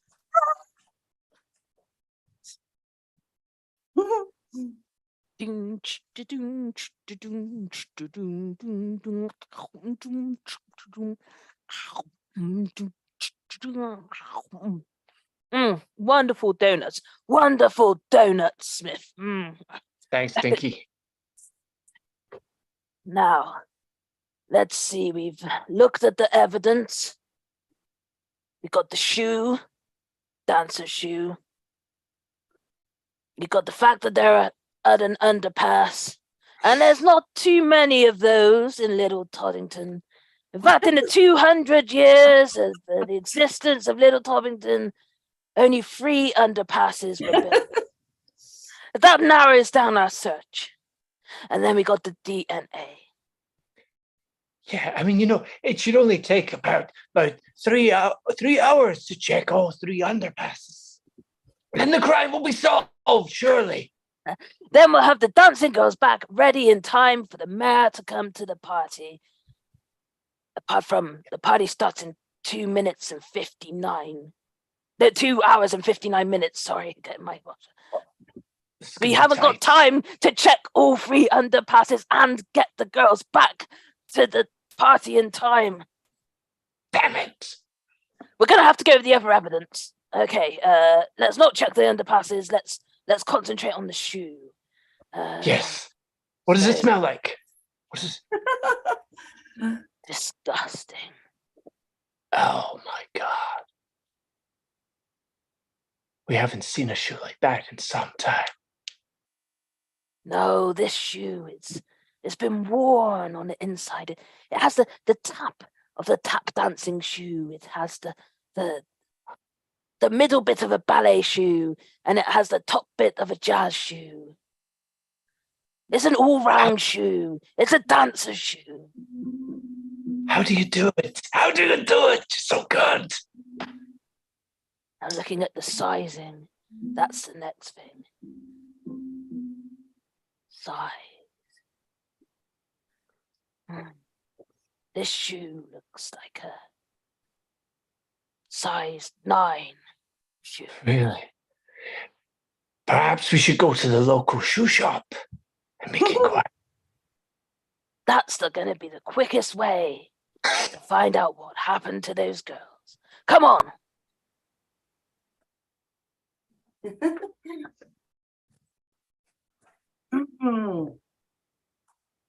Excuse me.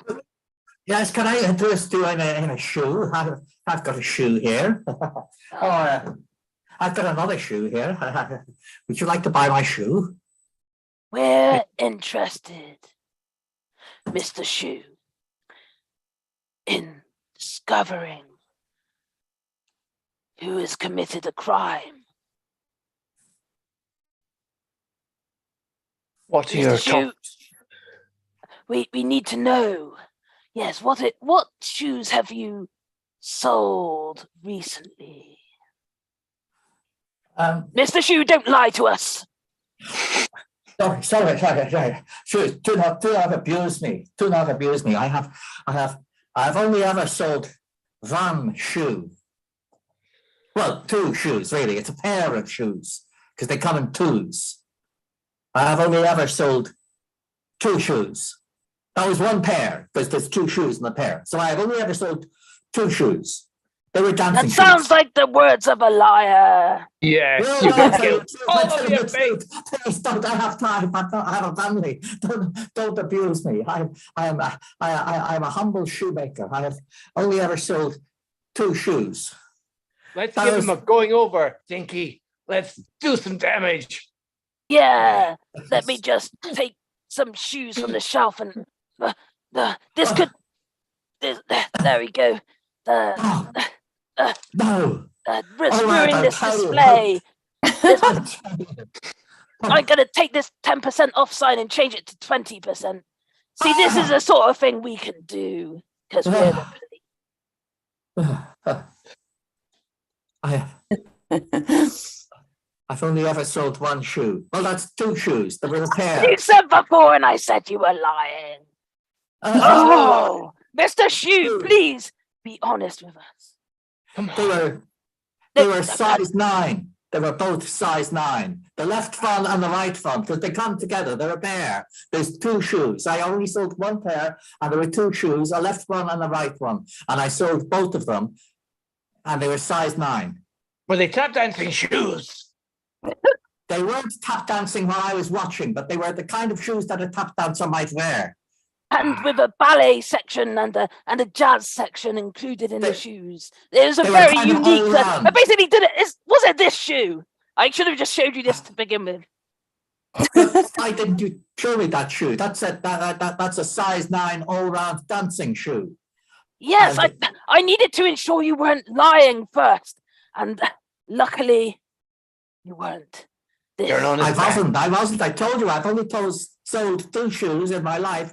There was a pair. There was the right one on the left. How are you still in business if you've only ever? Oh, Mr. Shoe, for goodness sake. We cut to another local underpass. Oh, I'm so cold. How is it possible that we were trapped in multiple underpasses or is that the right plural? Underpassages? Underpie. Underpie. We're trapped in multiple underpie. Oh. And you only have one shoe. You only have one shoe. How could... Only one shoe. And there's no way out from this underpass. Clearly no escape. It's sealed on every side. There's no egress, no ingress, no grass. Nothing. We're surely going to die here. We're going to die. I feel like the ceiling is closing in on me. Those heavy concrete. Oh. Well, we don't have long before the big 200th anniversary celebration. If we don't get out of here, we won't be able to put on our act. We'll be shunned by the whole. I'm driven out of town. Driven out, probably. Yes, driven out. Well, I think we should practice our dance moves just in case we can, at the last second, find an escape from this terrifying underpass. Okay, here we go. I'm a Barbie girl in a Barbie world. Barbie, Barbie, Barbie, Barbie, Barbie girl. I'm a Barbie. Come on, Barbie, let's go party. Barbie, Barbie world. Barbie, Barbie world. Barbie, Barbie world. Woo, woo, woo, woo. Oh, it's so dark down here. Oh. There's water behind me. It's rising, I think. How could this be possible? It is. Maybe someone's been meddling with the aqueduct. Look, no. The cars are being carried away on a flowing river down to Little Toppington Center. Maybe if we jumped on top of one of the cars, we could ride our way to safety. Yes. Let's do it. Yes. Okay. We shall get there. Oh, what's wrong with this water? Oh, it's tough. Oh. Fine, I'll just drink Coca-Cola. Refreshing taste. Wow, that shoe lead obviously went nowhere. The commissioner's been on the phone. The commissioner, he wants results now. My goodness, we're running out of time, and it's not that long until the party. It's less than 2 hours now. Okay. Don't worry, Smith. We're on the case. So first of all, the shoe was a dead end, which means we have two things left. We have the DNA and the fact that they were under aqueducts, or underpasses.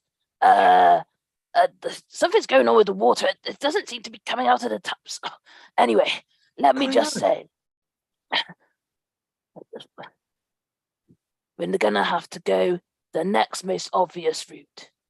Okay. The DNA.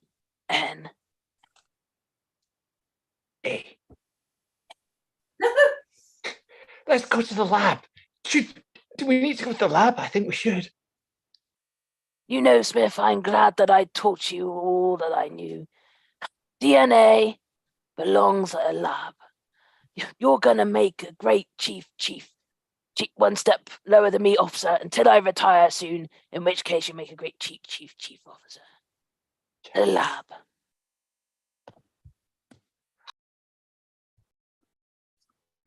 Oh, woe is me.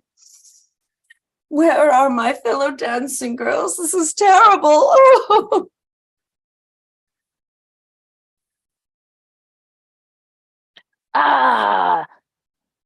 Welcome. Yes. Thank you for letting me come in person to the laboratory. This is Smith, who is my second in command, and well, your lab is absolutely excellent. I have to say, your results are so quick. You've helped me with so many cases. That the case where somebody stole a whistle and they couldn't play football in the field, you solved that one so quickly. And then the other one where, well, somebody had accidentally taken too much shopping out than what they paid for in a local supermarket. You helped solve that one too. And now this one, the fact where many girls' lives are desperately in danger, I'm pretty sure you can help us with that one. So let me see. So we've got this hair. Smith has finally found this hair. Yes. Acid. Is that right? Should be using it. I pour some solution on my hair and see what happens to it. Yes, yeah. I've been in my laboratory all day, you know. I've been here in my laboratory all day, just hanging around, just not doing very much really, just occasionally practicing a dance. I have been doing a dance now and again, but that's what I do in my laboratory while I'm waiting for the reaction to take place. Do you get lonely down here? Do you get lonely down here? Oh, I do indeed. Yes, it's terribly lonely. But I have my dance to practice, and I do that. I never wanted to be a laboratory technician. I always wanted to be a dancer. Are they tap shoes? Are they tap shoes you're wearing? Well, it is a tap shoe. Yes, I've lost the other one. I've just got the one tap shoe. So I just tap with one foot. It's very difficult tapping with one foot because I've only got one tap shoe. Yes, the DNA. It belongs to. It didn't belong to me. It was definitely not my DNA. It was the DNA of a young person. It was the DNA of a young person from Virgin Records. They were in the Virgin Record shop. Yes, that's what the DNA tells me. Dr. Nigel, do you mind if we have a look at the DNA machine results ourselves rather than you just looking at them in a computer facing away from us and then you telling us? I think I need to see visually what the DNA matches. Yes, okay. I have to read out here.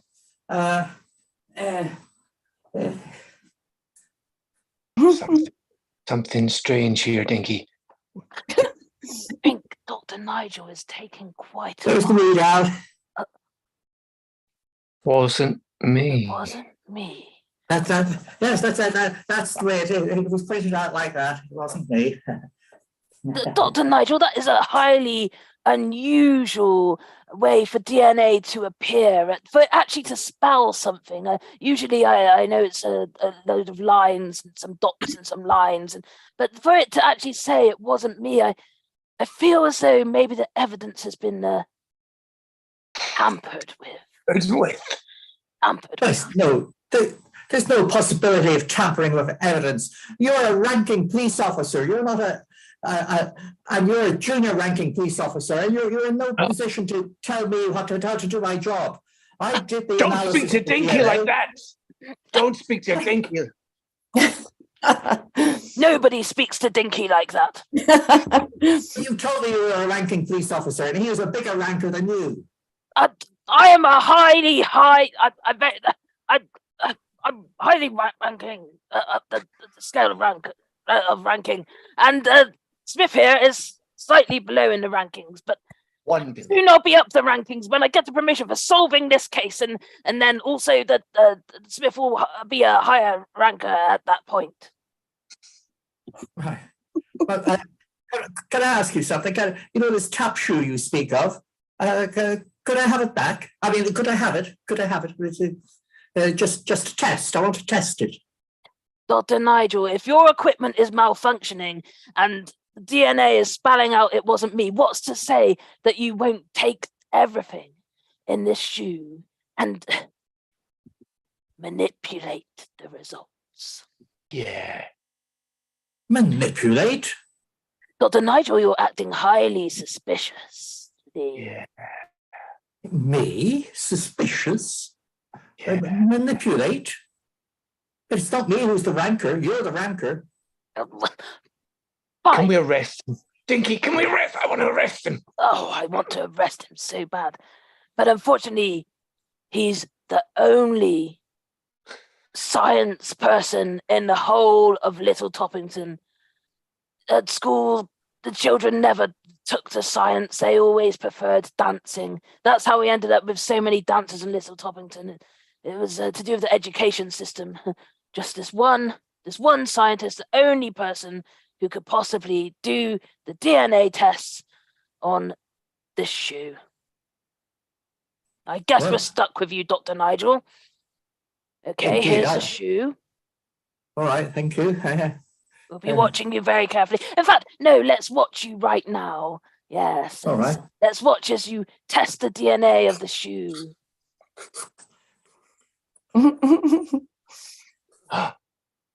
He's cleaning off the DNA.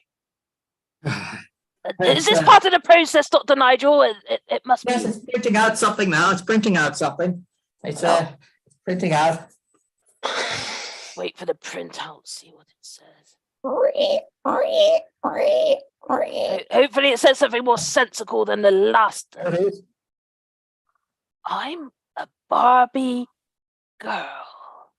It belonged to a Barbie girl. Belonged to a Barbie girl. I mean, Barbie girl was the dance that those dancers were going to be doing. So I guess it's saying it belonged to a dancer. Okay, I'm gonna have to think about the evidence. Dr. Nigel, don't leave town. I have my suspicions about you, but as the only scientific person, we may have to accept your analysis.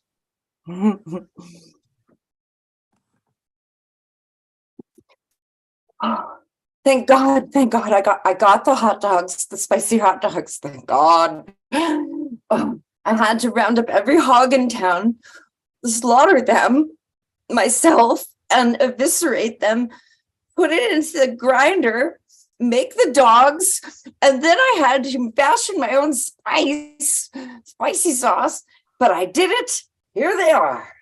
You didn't slaughter the Toppington hog. The topping, what?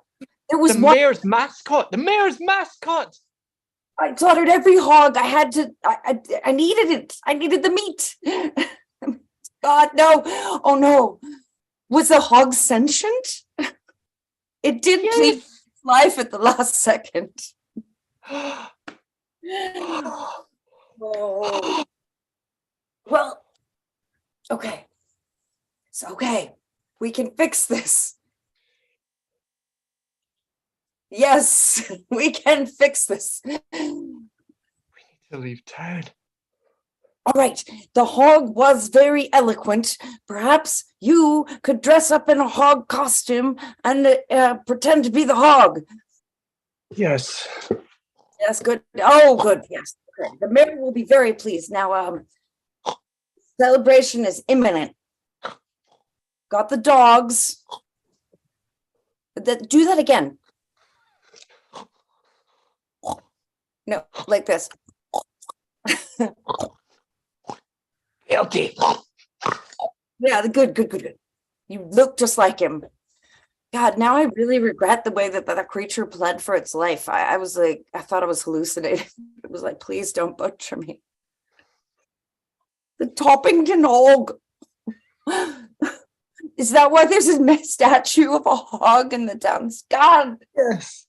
Yes. Okay. It's going to be good. We need to get that tap dancing fellow. And everything's going to go off without a hitch. Yes. You as the hog. Dancing. My hot dogs. And then maybe we won't be run out of town. Hopefully. Cross your hooves. ding, ding, ding. Ding, ding, ding, ding, ding, ding, ding, ding, ding, ding, ding, ding. Officer Dinky, over. Hello? All the hogs in the town are missing. Smith, is that you? What do you mean the hogs in the town are missing? Did you recognize my voice? Over. Yes, the way that you try to sound like me just echoes in the radio ether. So, what do you mean the hogs are missing? There hasn't been a single hog seen in the entire town in the last 4 hours. But they're always seen. How can they not be seen? They're gone. Okay, thanks, Smith. You'd better make it over here. Sounds like we've got some more work to do. Okay. Can't believe it. Hogs, dancers, underpasses, shoes, mare, 5 things. understudy, 7 my things. hat. It's all too much. This story's getting out of control. There's too many strands. But all the strands always link. In all the great stories, the hog's blood will lead us to the culprits. Smith, the hog's blood will lead us to the culprit? Probably. You actually think that these two crimes could be linked? That the hog disappearance and the disappearance of the dancers? Yes. Do you know what? We've looked at the shoe. That was one piece of evidence. We've looked at the DNA. That was another piece of evidence. But what we haven't looked at is the underpasses.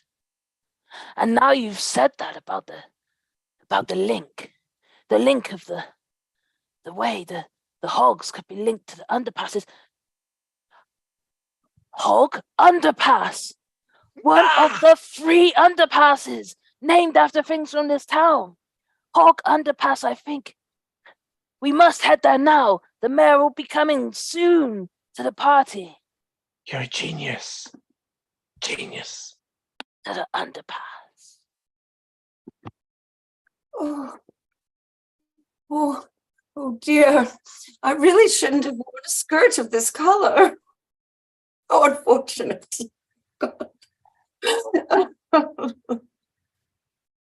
Oh, if only somebody would come and help me. I've lost my nethers. Oh, it's you. Yes, it's me. I've heard of a topless dancer, but I've never seen a bottomless dancer. So cruel. I'm the evil genius behind it all. Well, I worked for years for this performance, and now being trapped in an underpass while all the fun is happening without me. My Don't worry, I'm having fun. I'm a Barbie girl in my Barbie world, doing my Barbie twirls in my Barbie world. I can do the gyration as well. I'm doing the gyration. Oh, but you the last part of the song when you're supposed to go up and to the mayor, crawl into his lap, and behave like a hog, a piggy wiggy, and nuzzle the mayor. Yes, that's the end of the song. That's the part you never learned. Do that. It'll go really well. Trust me. Nuzzle the mayor, nuzzle the mayor, nuzzle the mayor, nuzzle the mayor, nuzzle the mayor, nuzzle the mayor. Nuzzle. Do that. Yep. The mayor loves it. Trust me. You'll get what's coming to you, you diabolical, wonderful man. Nuzzle the mayor. Nuzzle the mayor. Woo! Woo!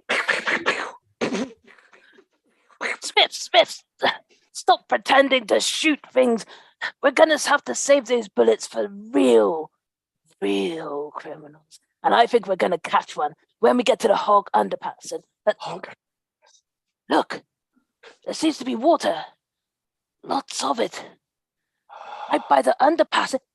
It's filling up with water. My goodness, I've never seen so much water in all my life. That is the most water I've ever seen in one place. And I've seen the ocean. I've never seen water like that in an underpass. You know, if those girls are in that underpass. Look, it's still squirting now. There's more and more water coming. Why?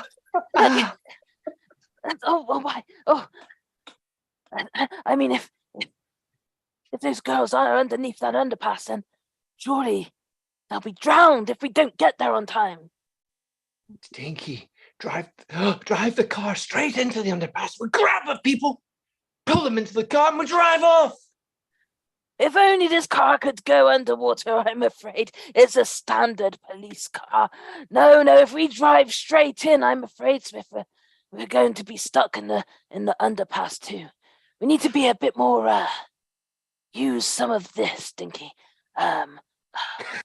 You're Dinky. Oh, Dinky, I'm Dinky. That's why I'm telling myself that I need to use some of this, Dinky. Oh. And I'm dinkily thinking in my dinkily brain right now. We're just prodding, get those ideas out. Get those ideas out. Come on, Dinky. Come on, Dinky. Come on, Dinky. Come on, Dinky. Come on, Dinky. Dinky. We use ropes and we descend from the top of the underpass. Yes. Yes. Yes.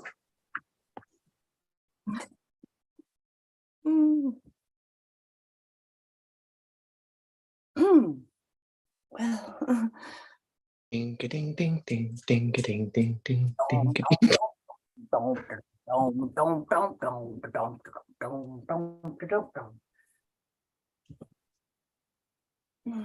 Well, our car's safely, police car is safely on top of the underpass. There's space for at least 12 dancing girls, and Come here, little dancing person. come with me. I'm up to my neck in water. Help pull me out. Smith, get her. Dance Barbie girl in the town square. Oh, I'm sinking. No, you must save her.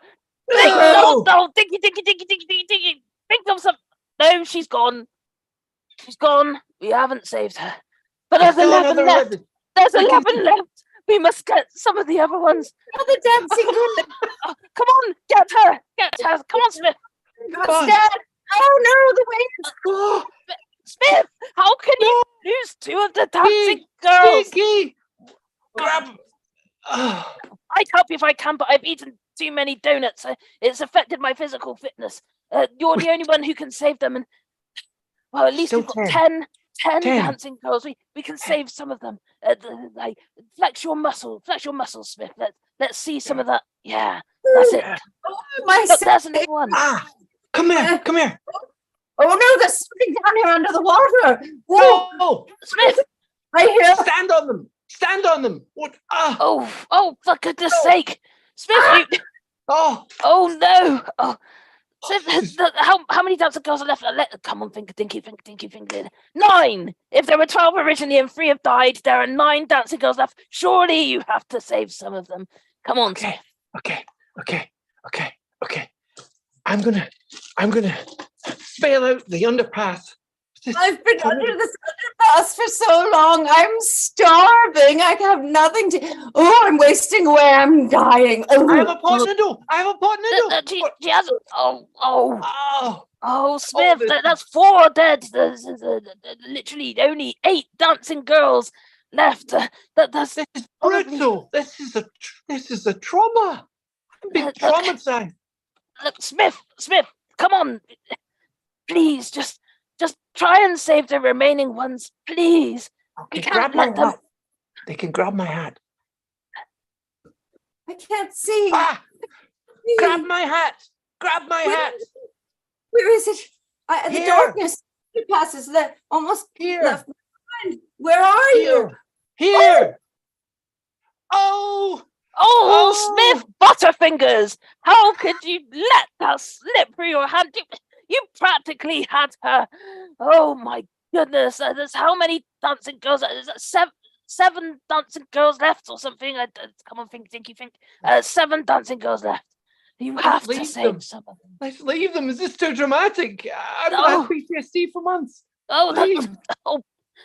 Oh, go on, Smith. Just save this one, please. I've been under this underpass for so long. I suffer from ennui and grave depression. I must end my life. No! Down to what? Six? Only 6 dancing girls left. Half of them, only half. Half of the dancing girls. Surely one of the. Well, you can just. Oh, hang on. Here's one coming now. I'll try and rescue one here. Is that Mother? Mother, come here. Come, child. Yes. God, have you had peanut butter lately? I'm horribly allergic.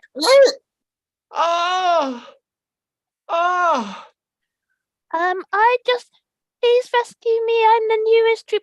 Oh no, my arm's fallen off. No. Oh, Smith, how could you lose those 2? We're down to 4 dancing girls. 4 dancing girls. Before I inevitably expire, let me tell you something. It was Nigel. Nigel?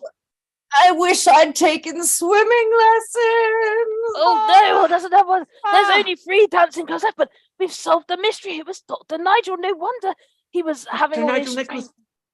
Barbie. There's still 3 dancing girls left. Please, let's just try and save at least some of the 3 that are left.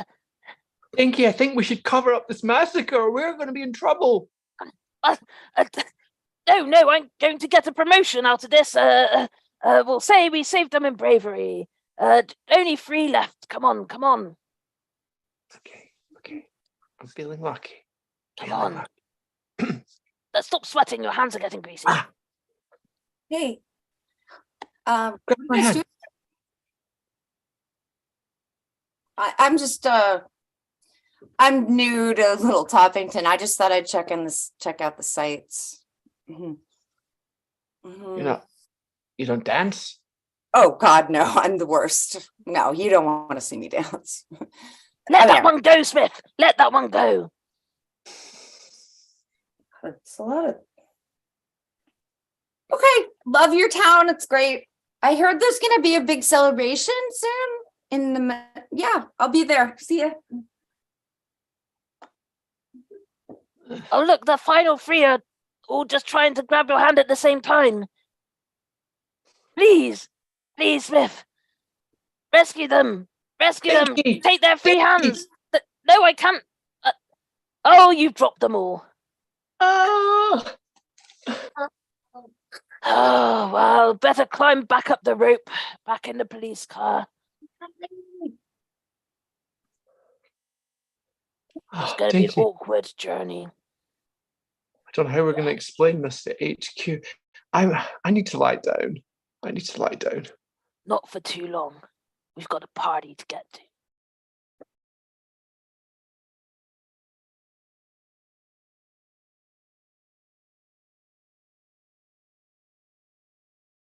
We arrive at the festival. Oh dear. The mayor will be here any moment. Yes, sir. Well, we'll see.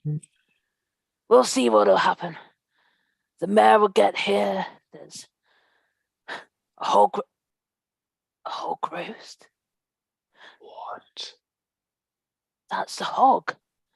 That's the hog the town hog. That's Little Toppington's hog that's on that spit roast. My goodness. My goodness. The mayor will not be pleased.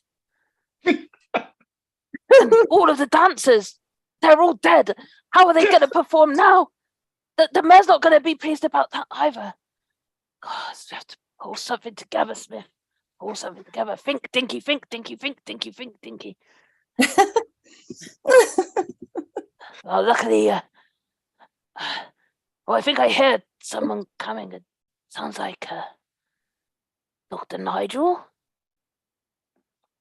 I will save the day. I'm a Barbie girl in my Barbie world. Hey, umph, umph, umph. Dr. Nigel, that we know that you captured those girls. You put them in the underpass. Somebody messed with the aqueduct. And now they are all dead, unrelated to anything that Smith and I did. Yes, you killed them. You killed them. I killed them. That's right.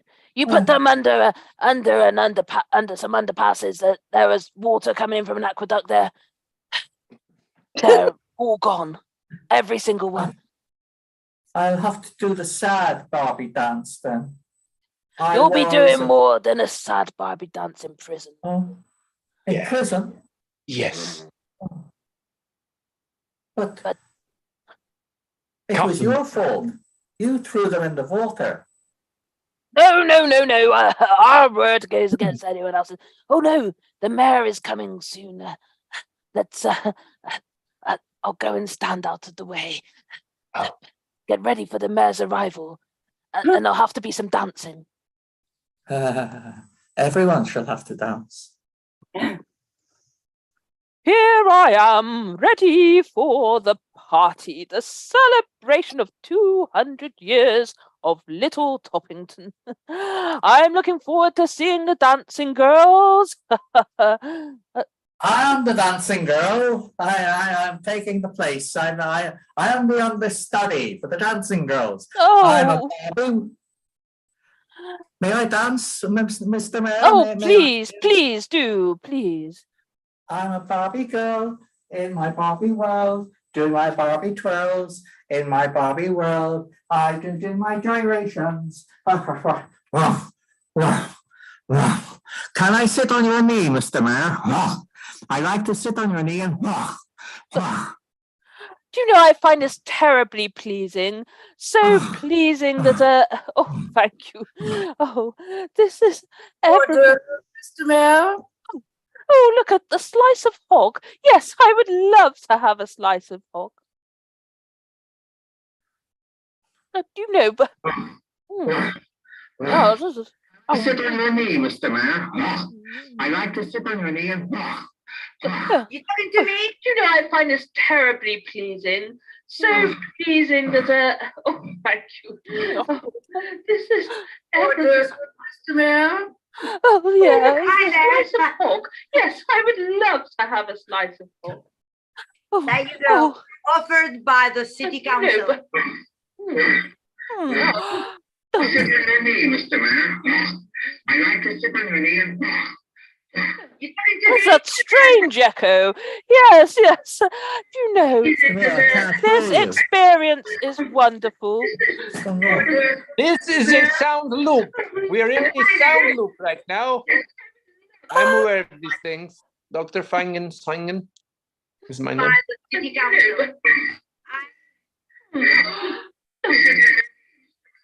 Well, I'll just be leaving town now. Bye-bye. Such a strange echo. Yes, such a strange echo. Yes. Experience is not working. Silence. Sound loop. It's a sound loop. It's a sound loop. It's a sound loop. It's a loop. It's a loop. Sound echo, sound loop. But do you know, I've enjoyed this experience so much. I'm going to give the chief officer a promotion. There is a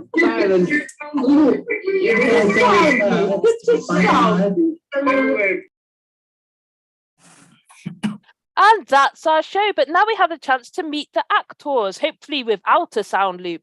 So come on, actors who we've seen today. I say. That's it. That's a cherry ice hat. I've got a cherry ice hat as well. Yes, I terribly enjoyed taking part in this particular show. I think it all came to a wonderful conclusion. That's who we've seen today. Try. Thank God they had workers' comp because I nearly drowned 6 times. That's a cherry ice hat. Try one. I've got a cherry ice hat. Oh yes. When hearing about those terribly nice, I think the fact that it all ended in a sound echo really sort of set it ready for the next, the actual. Well, I think, as you know, this was just a first the sort of draft, and then then once we've finished this first show, that it'll then go into a sci-fi for the second for the second show. You'll see everything that happened today in the show for it just actually means that it was all taking place in a time loop. Yes, it was all a setup. Groundbreaking, if you think about it. Actually, I'm pretty impressed. It was an honor to take part in such a groundbreaking show. I wanted do to. you think it's? Go ahead. Do you think it'd be pleasing to the audience? All that noise, I just don't know. No, I think they're gonna rush the screen and probably tear it apart with their bare hands. Oh. Yeah. Or maybe an axe. I'd use an axe if I was in the audience. I wouldn't risk my bare hands on it. Well, I mean, this particular film is going straight to video. I'm not sure why. I'm perfectly can't imagine content with it into cinemas. It's cinema material, I believe, but no. Straight. The people at home are gonna destroy their own television screens when they see this work of art. I want to tell you guys something. The hog was actually slaughtered. Yeah. You actually, oh no. Oh So my. when you in the credits, like no animals were harmed, it's not true. Oh. Oh dear. Oh. I mean, as an Did animal it, lover. did it really plead for its life? Yeah, it did. It was a method actor. Wow. Yeah. Sentient hog. It trained at the Uta Hagen studio there in New York City. That hog had been to Shakespeare festivals. That hog was better than all of us. It went to Uta Hagen. Yes. Wow. Uta Hagen. The H-E-N with the umlaut over the O. That hog's rendition of Hamlet was even better than I could ever perform. That hog had more genius in its little hoof than can't speak. Well, that's why I had to be killed. Let's face it. Well, I didn't need any of it. No, you've said that. Oh my. Ooh. Yeah. Oh. I thought. Yes. Well. By the way, Jim, where did you get your hair done? I quite admire that hairstyle. It brings out the Jim in you. Definitely the Jim. I can see the Jim now. Thank you. Yes, thank you. But where did you get it done? Lemon's hairdressing salon, 4th and 2nd. Oh right. New York, Manhattan. Oh, of course, it has that about it. Yes. It's rather like Jeff Goldblum's hair, if I may say so. This was one of our longest films we've ever created. I believe 3 days. I felt like 3 days anyway. Yeah, sure did. Well. Yeah. I'm gonna go read the underpass. Years of our work, and it won't be pretty. I'll see you at the next one. Right. See you in the underpass. I'll see you when I'm in Jurassic Park 8. And that's our show! Woohoo!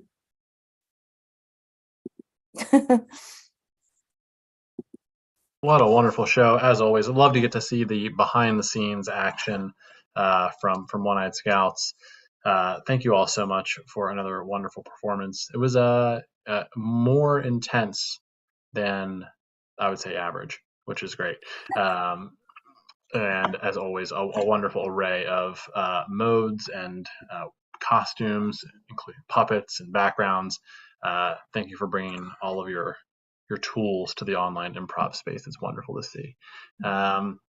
Excellent. And we are into our final hour for the afternoon. As mentioned earlier, we've got the long block in the afternoon. We'll take a couple hours break after that and have 2 more shows at 7 p.m. Eastern. So feel free to tune back in for those. But coming up next, we have a wonderful group. They've been performing with us for several seasons now. They always do a great job of providing an interesting start to an improv show, interesting suggestions and inputs. Hopefully they've gotten some good ones for this one. We're really excited to see them again. Please welcome to the stage Murder Cats. Hello. Thank you very much, Barry, for that kind introduction.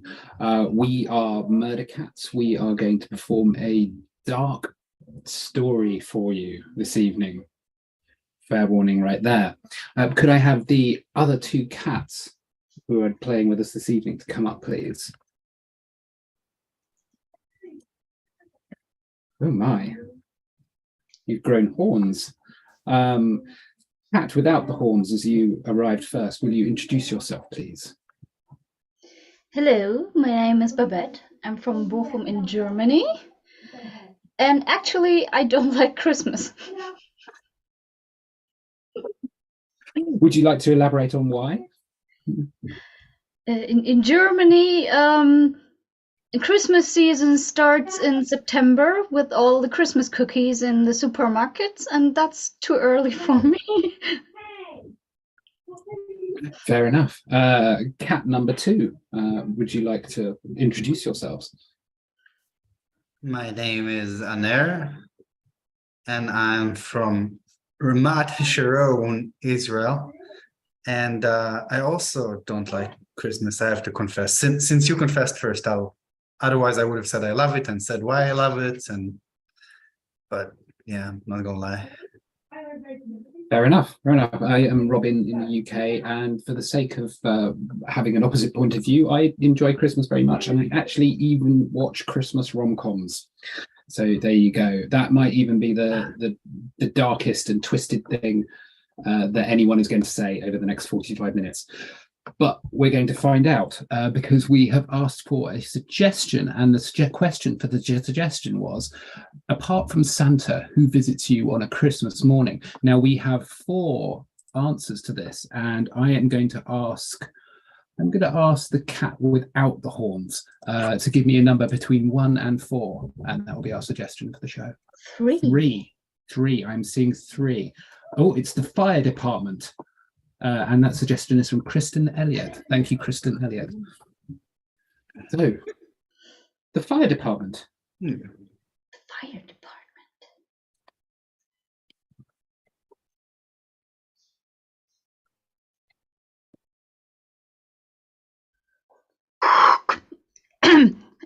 Petey, can you hear me? Petey, over out.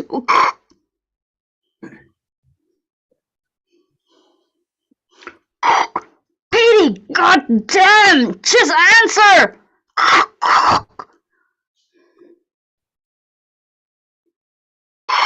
Stephen, are you here? Stephen, I cannot reach Petey.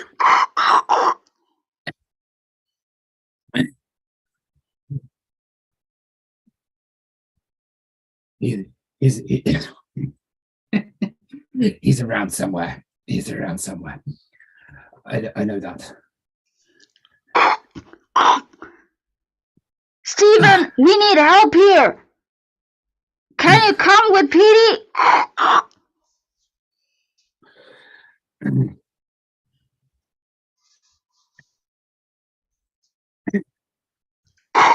Goddamn boy, talk to me! You talk so much every time I talk to you, but now you're so quiet! Steven!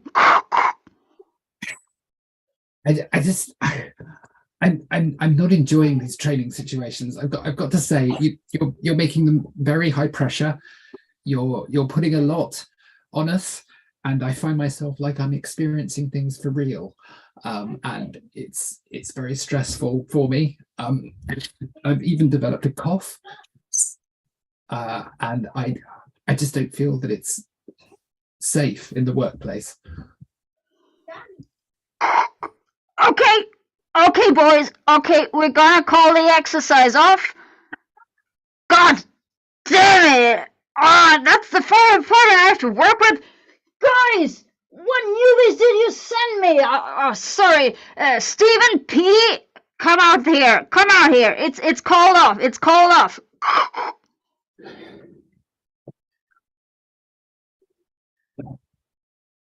I can feel the cough. Feel the cough clearing up already. Can I turn off the lights? Can we turn off the lights now?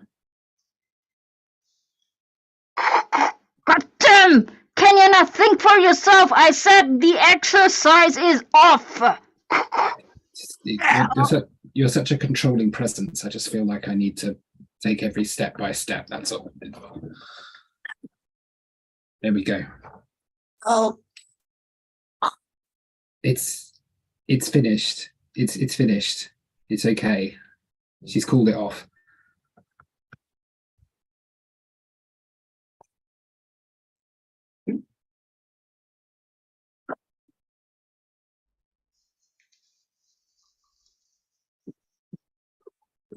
I think you might have gone too far this time. I think he's experiencing it for real, and I think it's too much. Oh, Christ. Oh, Christ.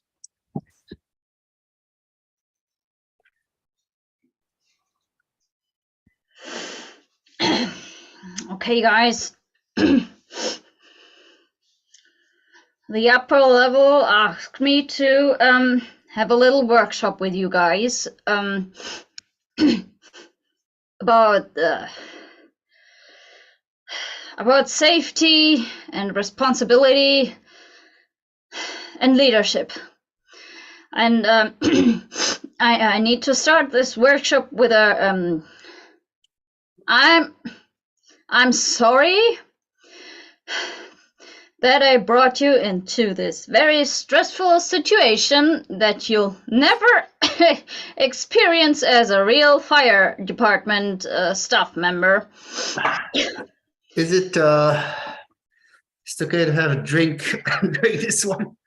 Because it's just I find them pretty repetitive.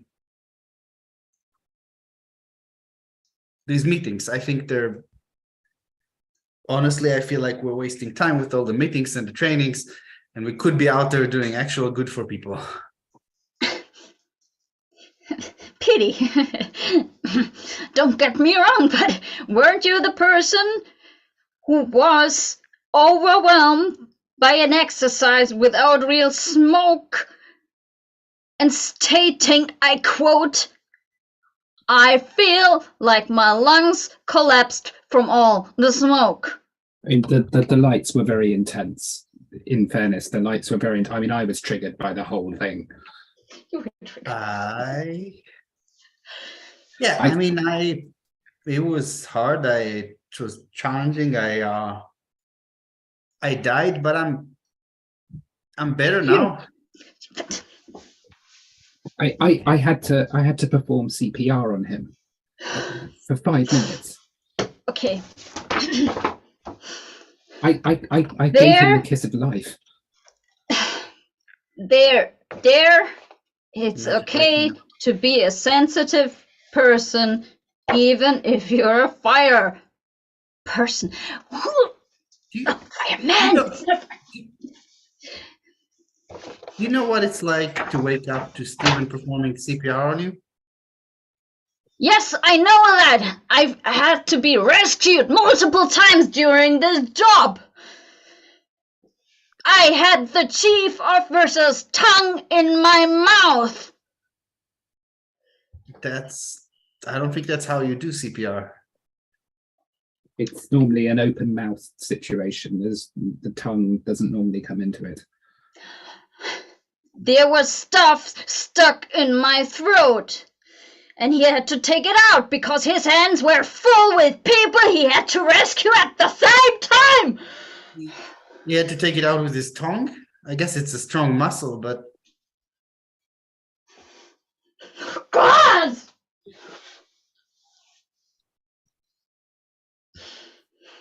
It's a serious job, people. And sometimes you have to go beyond what you think you're able and capable to do. I don't want to overstep here, but I'm sensing a lot of anger from you. And I'm just wondering if we're the sole cause of it, or if this is the trauma you've experienced at the hands of the chief or the tongue of the chief, and that's what's manifesting itself here. I don't want to step out of bounds, but I thought I'm going to retreat now because I've said that. She always This workshop is over.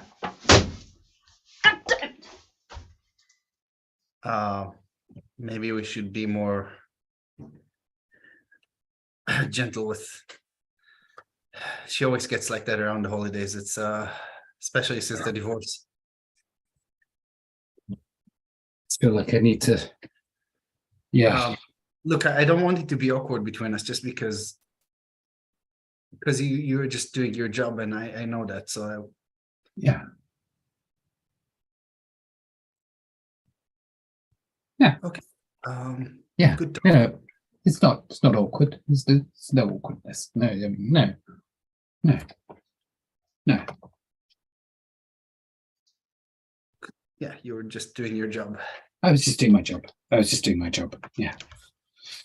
I was just doing what any very masculine firefighter would do in the circumstances, because your life was at risk. Yeah, I would have done the same. That seemed like I was too enthusiastic. I mean, I would have it's okay. done what's needed to just get the job done. Yeah. Yeah, exactly. Yeah. No tongue. Yeah. Unless there was something stuck in. Maybe. Yeah. I mean, it could happen at a festive meal or something like that. If there was a turkey bone, or it became lodged. Yeah, it's a possibility. Yeah, it's a good thing to keep in mind. Yeah. Anyway, I should go check on the coffee machine. It's important. Yeah, no, do check on that, because I hate it when stuff gets stuck in it. Yeah. Okay. Yeah. Good talk. Good talk.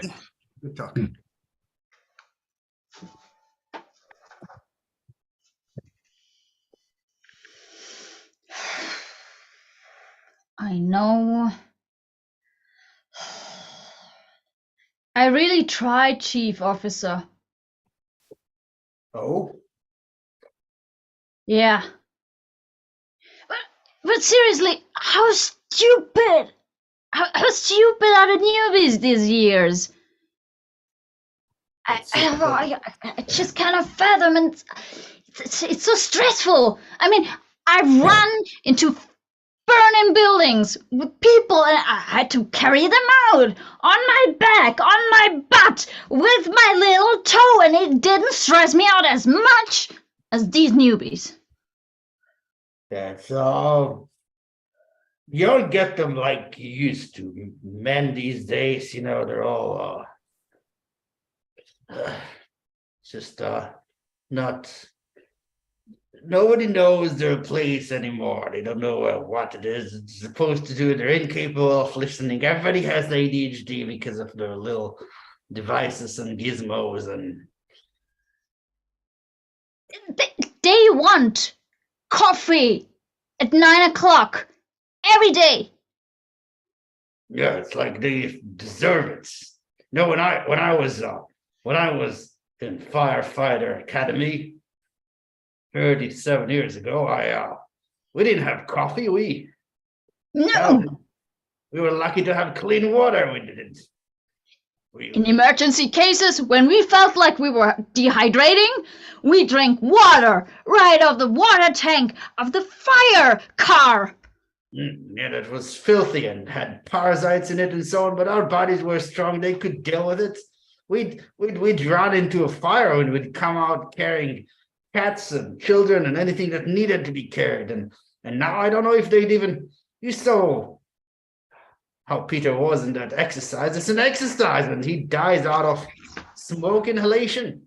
He didn't even die. He said he died emotionally. I mean, what does that even mean? The report said he was clinically dead for a few seconds, but... Imagination, I tell you. I can also stop my heartbeat if I concentrate on it. Yeah, we had to exercise that, yeah? You remember, Chief, when we had the exercise about deep diving into caves to rescue people? Yeah, we climbed with our own hands because the fire department down, we didn't have funding, so we just use our nails to claw into the rock and climb down into the cave, and even if there were... And when you were submerged too long, you had to stop your own heartbeat so the oxygen within your blood doesn't get blown out. Yeah. But how are you doing? Because you seem awful tense. I'm doing. What question is that? Is that from one of your white papers you have to use now? No one asked me this question 20 years before! I didn't know, but we're living in a different age now, and I know it's been rough on you ever since. Well. I'm fine! I'm fine!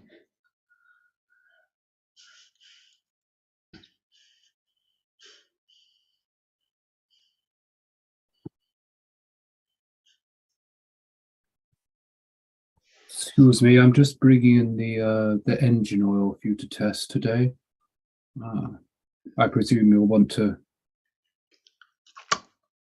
Fine! Good. Thank you.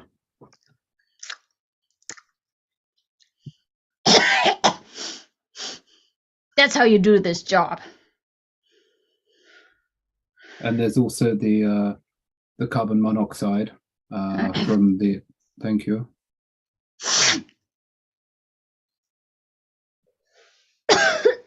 That's the good stuff. Very good. And the powder for dulling electrical fires.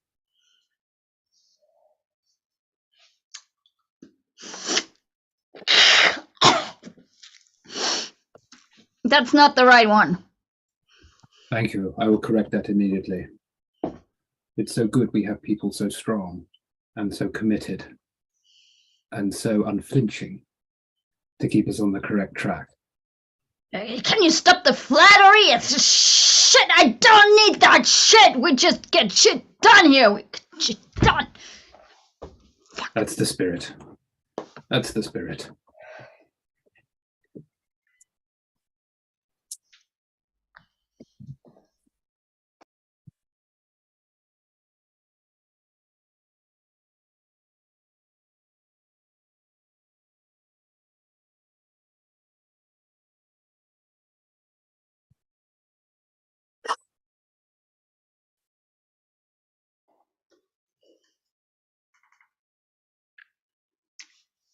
Steve, hello.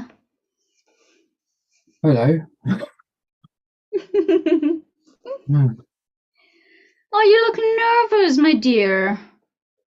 I don't do much speed dating, to be honest. And I'm just, I just felt like I needed a little bit of experience outside work. It's all just getting a bit too, you know, when things are just, they're hemming you in. Get that? It's this boy club is always so tense, and I mean, what a coincidence that we meet here at speed dating. I know. But you know, boys are boys and will be boys, so I wouldn't take it too hard too much. You're very understanding. Well, that's my job as chief assistant.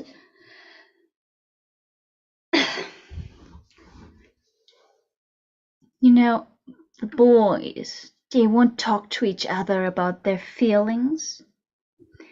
And somehow, that's why you find us assistants everywhere.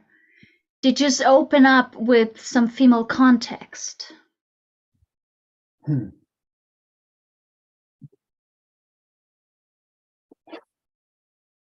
I mean, they all trust me with their information. I wouldn't share anything about the chief's depressions or stuff like that. And Angela's a very strong woman, but she's very tense at times. I think since the divorce, as we've talked about, and I mean, could you blame her? She sees her ex-husband every day at work. it must be why she's so angry all the time. To be honest, she's been like that before the divorce, but not as crass as now.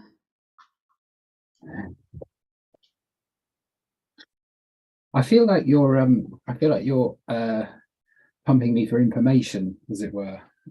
Oh, dear Stephen, no, sorry, no, oh no, that's a misunderstanding. I just want to say to you, I'm here for you, and I will listen to your feelings, because I know there's no way else you can work with them. It's just. I mean, when I thought Peter was dying, I felt this need to make a connection, and I think I tried to resuscitate him for longer than I might normally have, or tried to resuscitate him more deeply than perhaps I might normally have done. And I left wondering if there's something there, or if there's, I don't know. I shouldn't be telling you this, because you're just looking for information. You're just looking for. And darling dear, why do you think I'm just look, getting information out of you? I don't want to be, I don't want to be seen as undermasculine. I don't want to be seen as undermasculine. I want to be part of this society, and I don't want to end up being altered as a result of it. My lips are sealed. I'm never going to tell anyone about this conversation, and then that you have something for Petey. And I mean, it's okay to be gay. That's our new slogan. I never said anything about that. I just said I had feelings, and that was surprising to me. I didn't want to, because of the feelings, and feelings not being a masculine thing, I didn't want them to be seen as undermasculine. That's what I'm talking about. I don't want to have my feelings taken away or converted into anger or anything else. Also, that is also okay. Touchy, feely, that's all we're here for now. You might not see it in Angela's, but the other chief officers, they're so nice. It's really changing, Steve. To me, everyone just looks angry. To me, angry looks like the only permissible emotion from people in charge.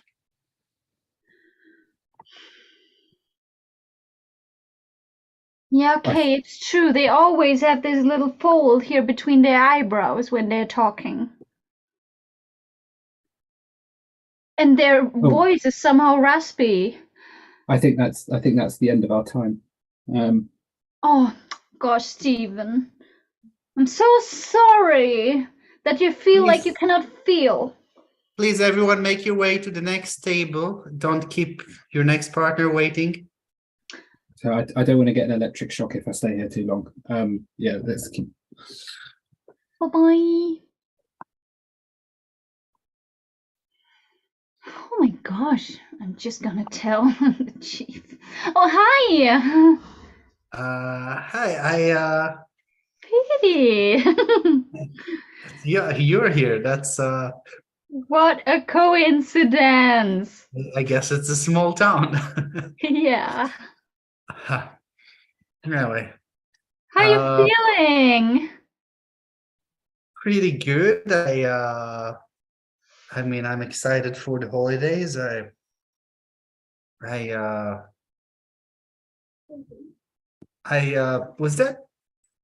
Was that Stephen here just a Yeah, ago? that was Steven. He was just telling me something about his feelings.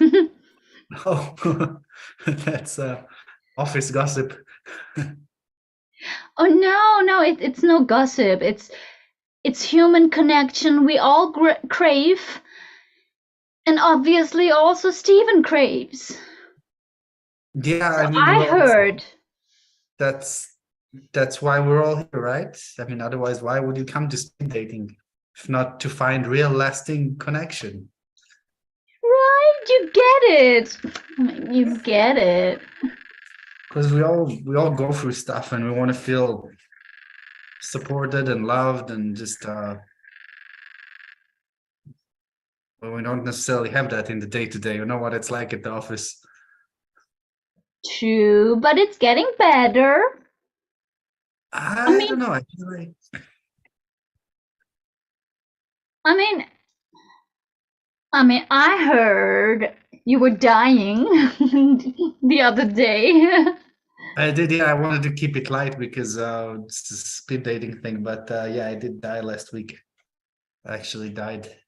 Oh, I heard you had a wonderful connection with Steven, so that's the light part about it.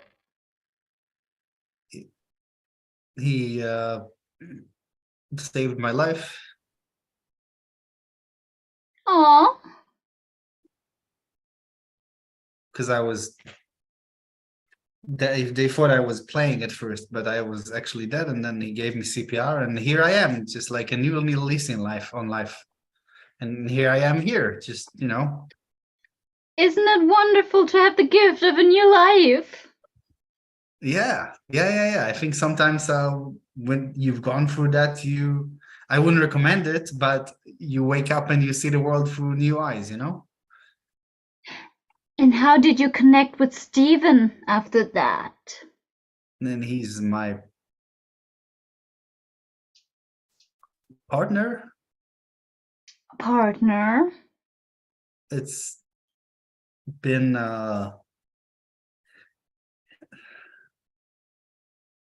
he's been a little awkward since it's happened. I think he has issues with masculinity and being perceived a certain way, and just because there was a moment, and Just between us. I think he needs a friend. And you're so optimistic, Petey. what about you, though? You don't. When you're here, you probably want a friend. I'm just doing my job here, really.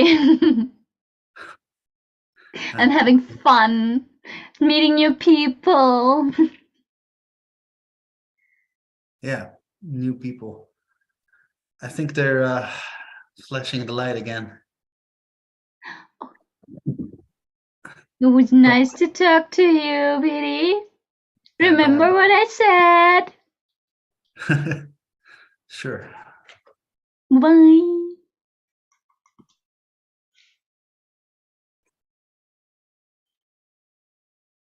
Everybody, please move on to the next table. We don't want to need to electrocute anyone.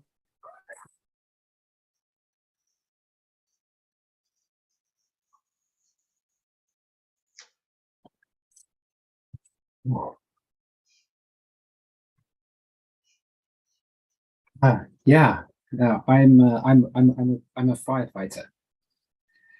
Yeah, yeah, that's it. That's exactly it. Yeah.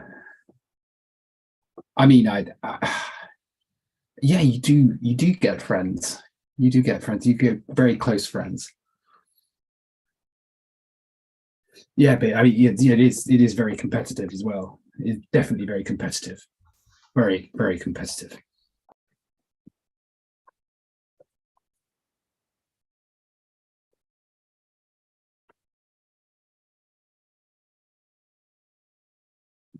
I just don't know if it's the right thing for me to do, because I mean, I have a certain image to maintain, and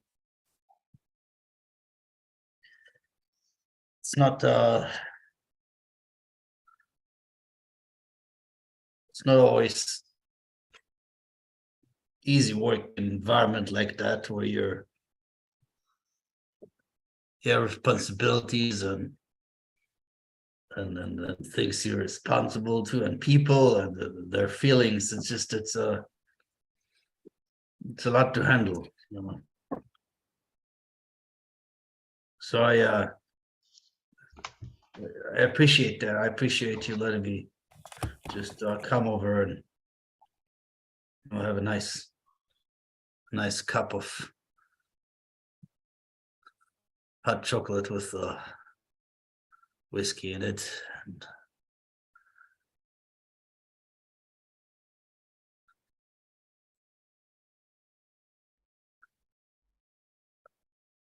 You're welcome to report anytime. You're welcome to check in anytime. We've made that very clear.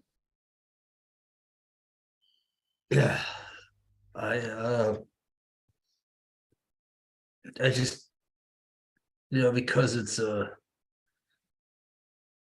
public office, I have to be careful of my image and how it's maintained, and people do talk. It's a thing that people do. They talk.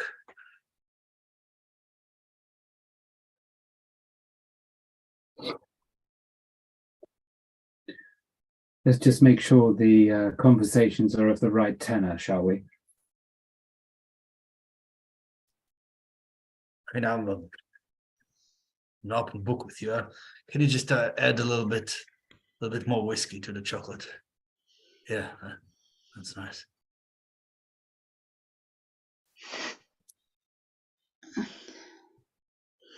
Can you add a little bit more whiskey into the chocolate?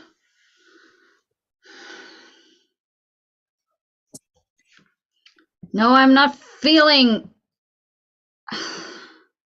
Yeah. Yeah, don't stop. No, more. Yeah. No, more. Yeah, that's good. Gosh.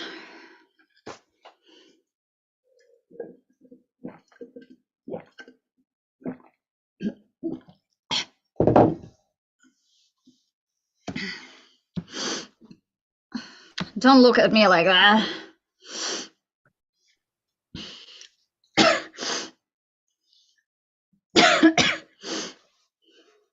Gosh, you know what I'm thinking. I've been coming here for the last 20 years. You remember me when I first started here. You remember? I was naive and man, I was a girly girl. And then you came with your wisdom. And you told me, girl, I don't want to see a girl here anymore. It's a boys' club. And yeah, sure, you can keep your long hair. And you can go further and date, but don't be soft. And Your hair didn't used to be grey. No. God, I'm 42. I'm just 42. And I had this beautiful black hair, and the chief, he loved it. He really loved it. I think I went too soft. I think he broke up with me because I'm too soft. I'm too soft. You told me it's a boycott. I'm soft. But you're strong now. You're an example. Just like the chief. Yeah. I just last week I got a plaque. I got a plaque with Bray was fire person of the department. Fire person? What shit is that? Tell me how it is. I'm not a man.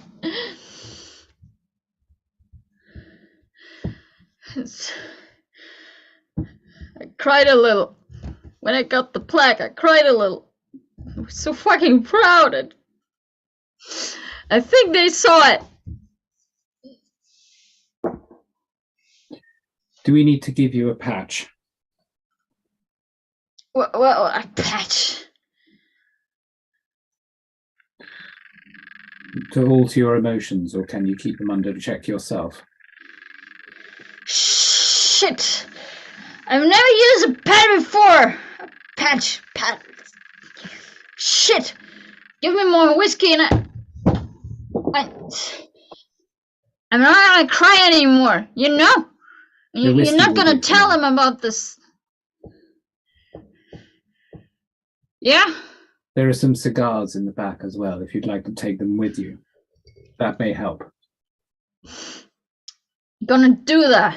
I've noticed your voice sounds rather soft. You might want to roughen it up a little bit. Between us two. Is that why he broke up with me?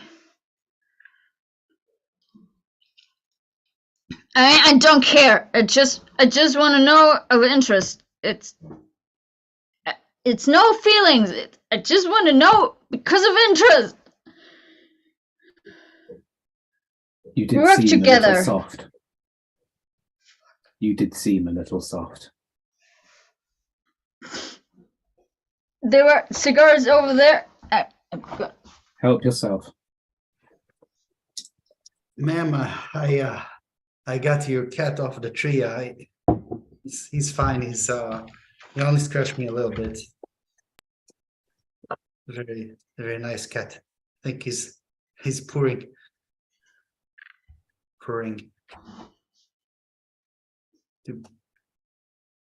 No.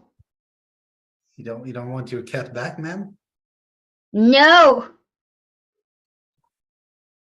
You just Peter, you're right. I got you a plaster for your hand. Oh, thank you. I still she's not taking the. Would you mind just? Oh yes, of course. Yeah.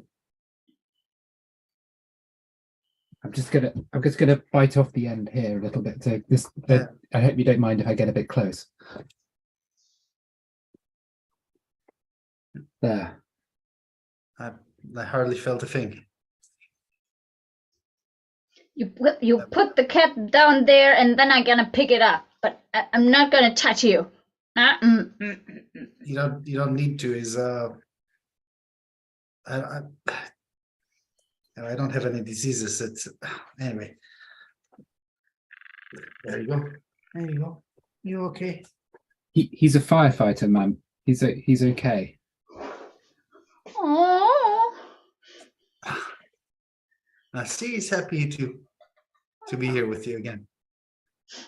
I know he's a firefighter, and they're so mean. They're so mean.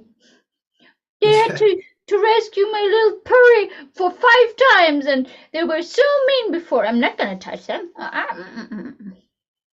Ma'am, I just climbed on the tree to rescue your cat. I wasn't.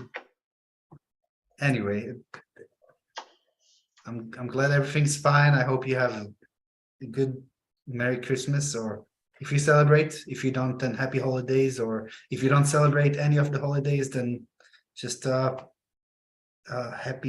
happiness. Why is he still talking? The mean fireman. The mean fireman.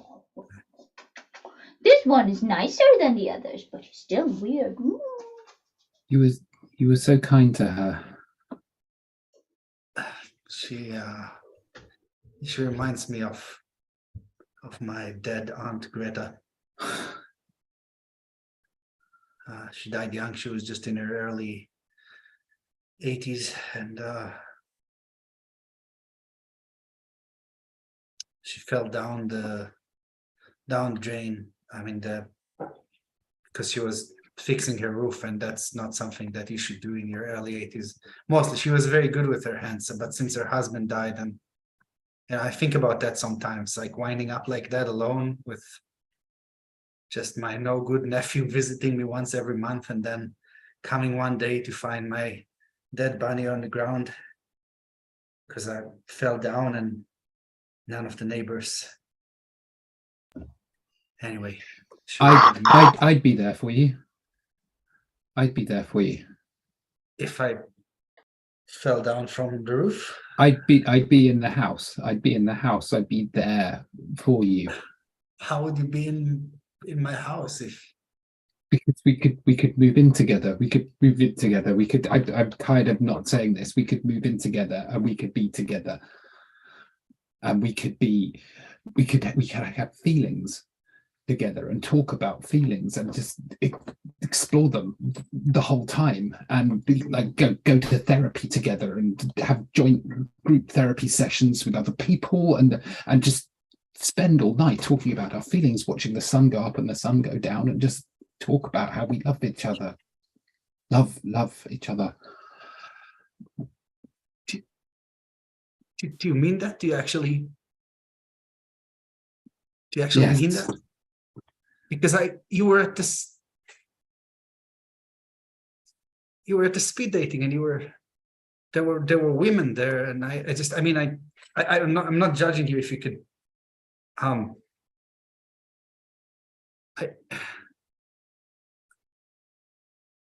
I just want to feel something honest with someone. And I feel that with you. And I don't care. Beyond that, I don't care. I feel it too, Stephen.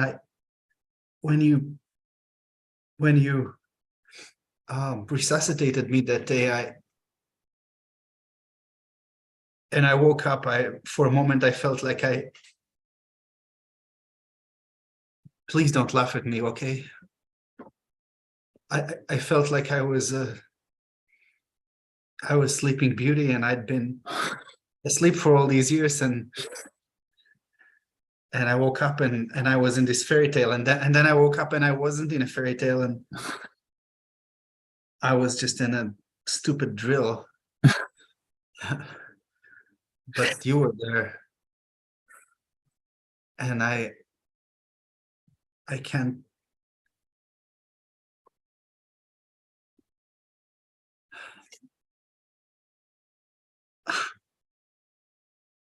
Just come here. Just come here.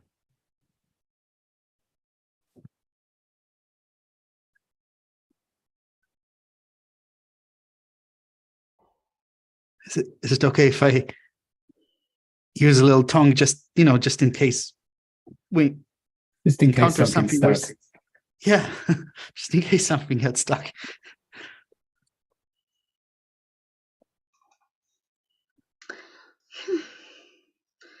That sounds like a lot, Angela. Whew.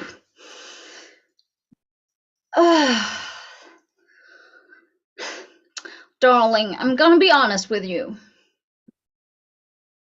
I don't think being an alcoholic and smoking a lot, well, inhaling a lot of smoke and other toxic stuff during your work is really what would help you.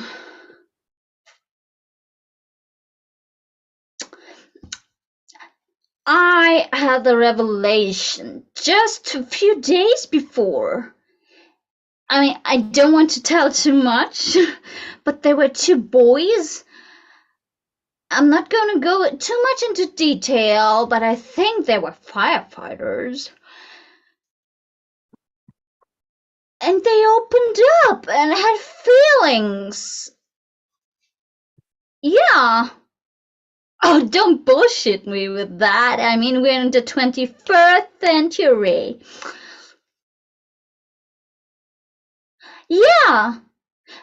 No. Don't get me wrong. I just think they're happy. Yeah, Angela. No, I don't think your problem is that you're too soft. I think your problem is you're too hard. Or pretending to be hard while you're not hard. I mean, you know what I mean.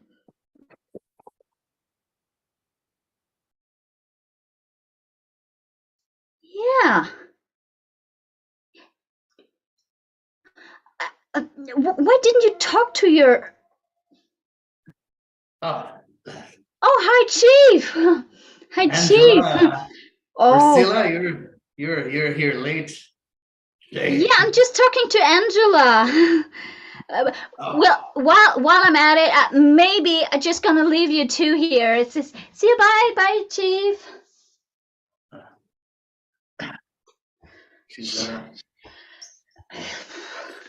She's a good assistant. Sometimes can't keep her nose out of things, but No.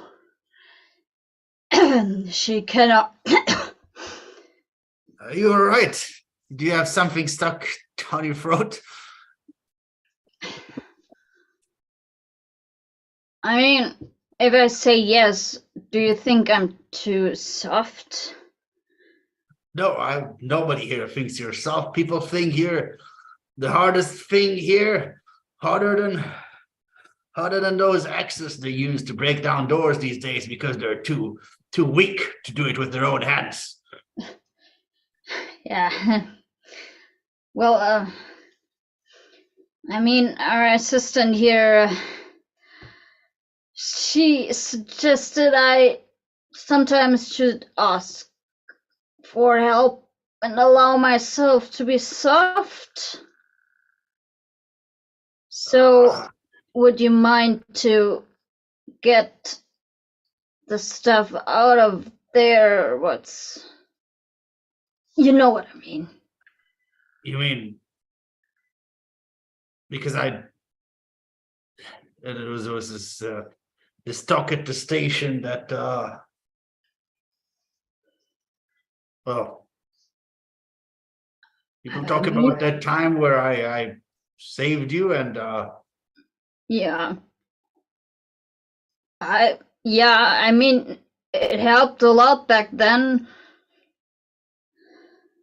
I think it's a stupid. Sorry, I'm sorry. It's stupid. It's no. It's not. Look, I think it's not a coincidence that we're the only ones here on Christmas Eve, and it's a little irresponsible that we have the station mostly empty on Christmas Eve because lots of things happen. Someone can have a bone stuck in their throat and out of dinner.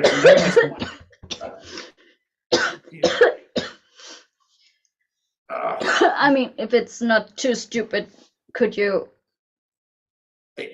Yeah, I can just real quickly. They don't understand, but it's just doing my job. Just yeah.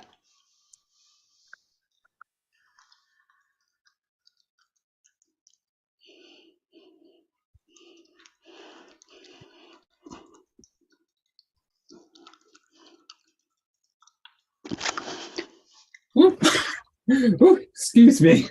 Oh, carry on. Carry on. Carry on.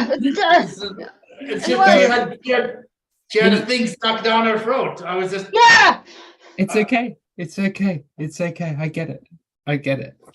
We're just going now. I just thought we just pop in to get a couple of things from my locker, and then we're just just going. We're going on a little holiday. Bye bye.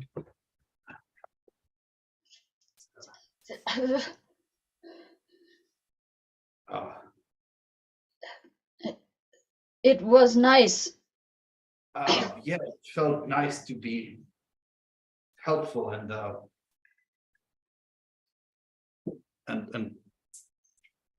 then close. I feel like I've been so closed up all these years. I've never actually opened myself up to someone. And you were here, but you were married, and then that's. I was married to you, you dickhead. Yeah, and that level of closeness made me feel more distant. I think I just You. So maybe we could just repeat this as axis and the axis of the department. Yeah, we don't need to have any titles, or just it can just be exercises and helping each other get stuff out of each other's throat, and wherever other parts of the body where things might get stuck and need dislodging with tongues or other. So, do you feel like there's something in your...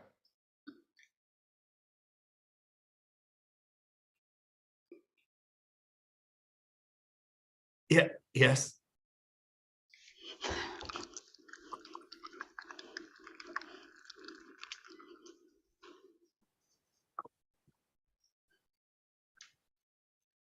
And that's our show, everybody. Thank you very much. What a lovely tale. And I'm sure everyone who is together at the end of that will be together forever and very, very happy. That's our dark story. Yes, a dark story indeed. And I'm not sure now who does and does not like the holidays, but I'm also not sure who does and does not like each other. So I love when a show gives us questions, and I just enjoyed the show as well. Thank you as always to Murder Cats for an intriguing online performance, and as always, great tech and costuming. And yeah, follow Murder Cats on Facebook. Just Facebook?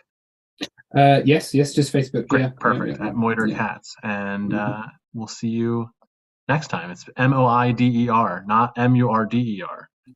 There's a loyalty program. You can win rewards. No, you can't win rewards, but that's fair. For yourself, just.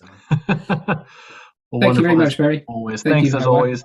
Thanks everyone watching online. We will be taking a 2-hour break roughly before our 7 o'clock shows. So we'll see you around next time.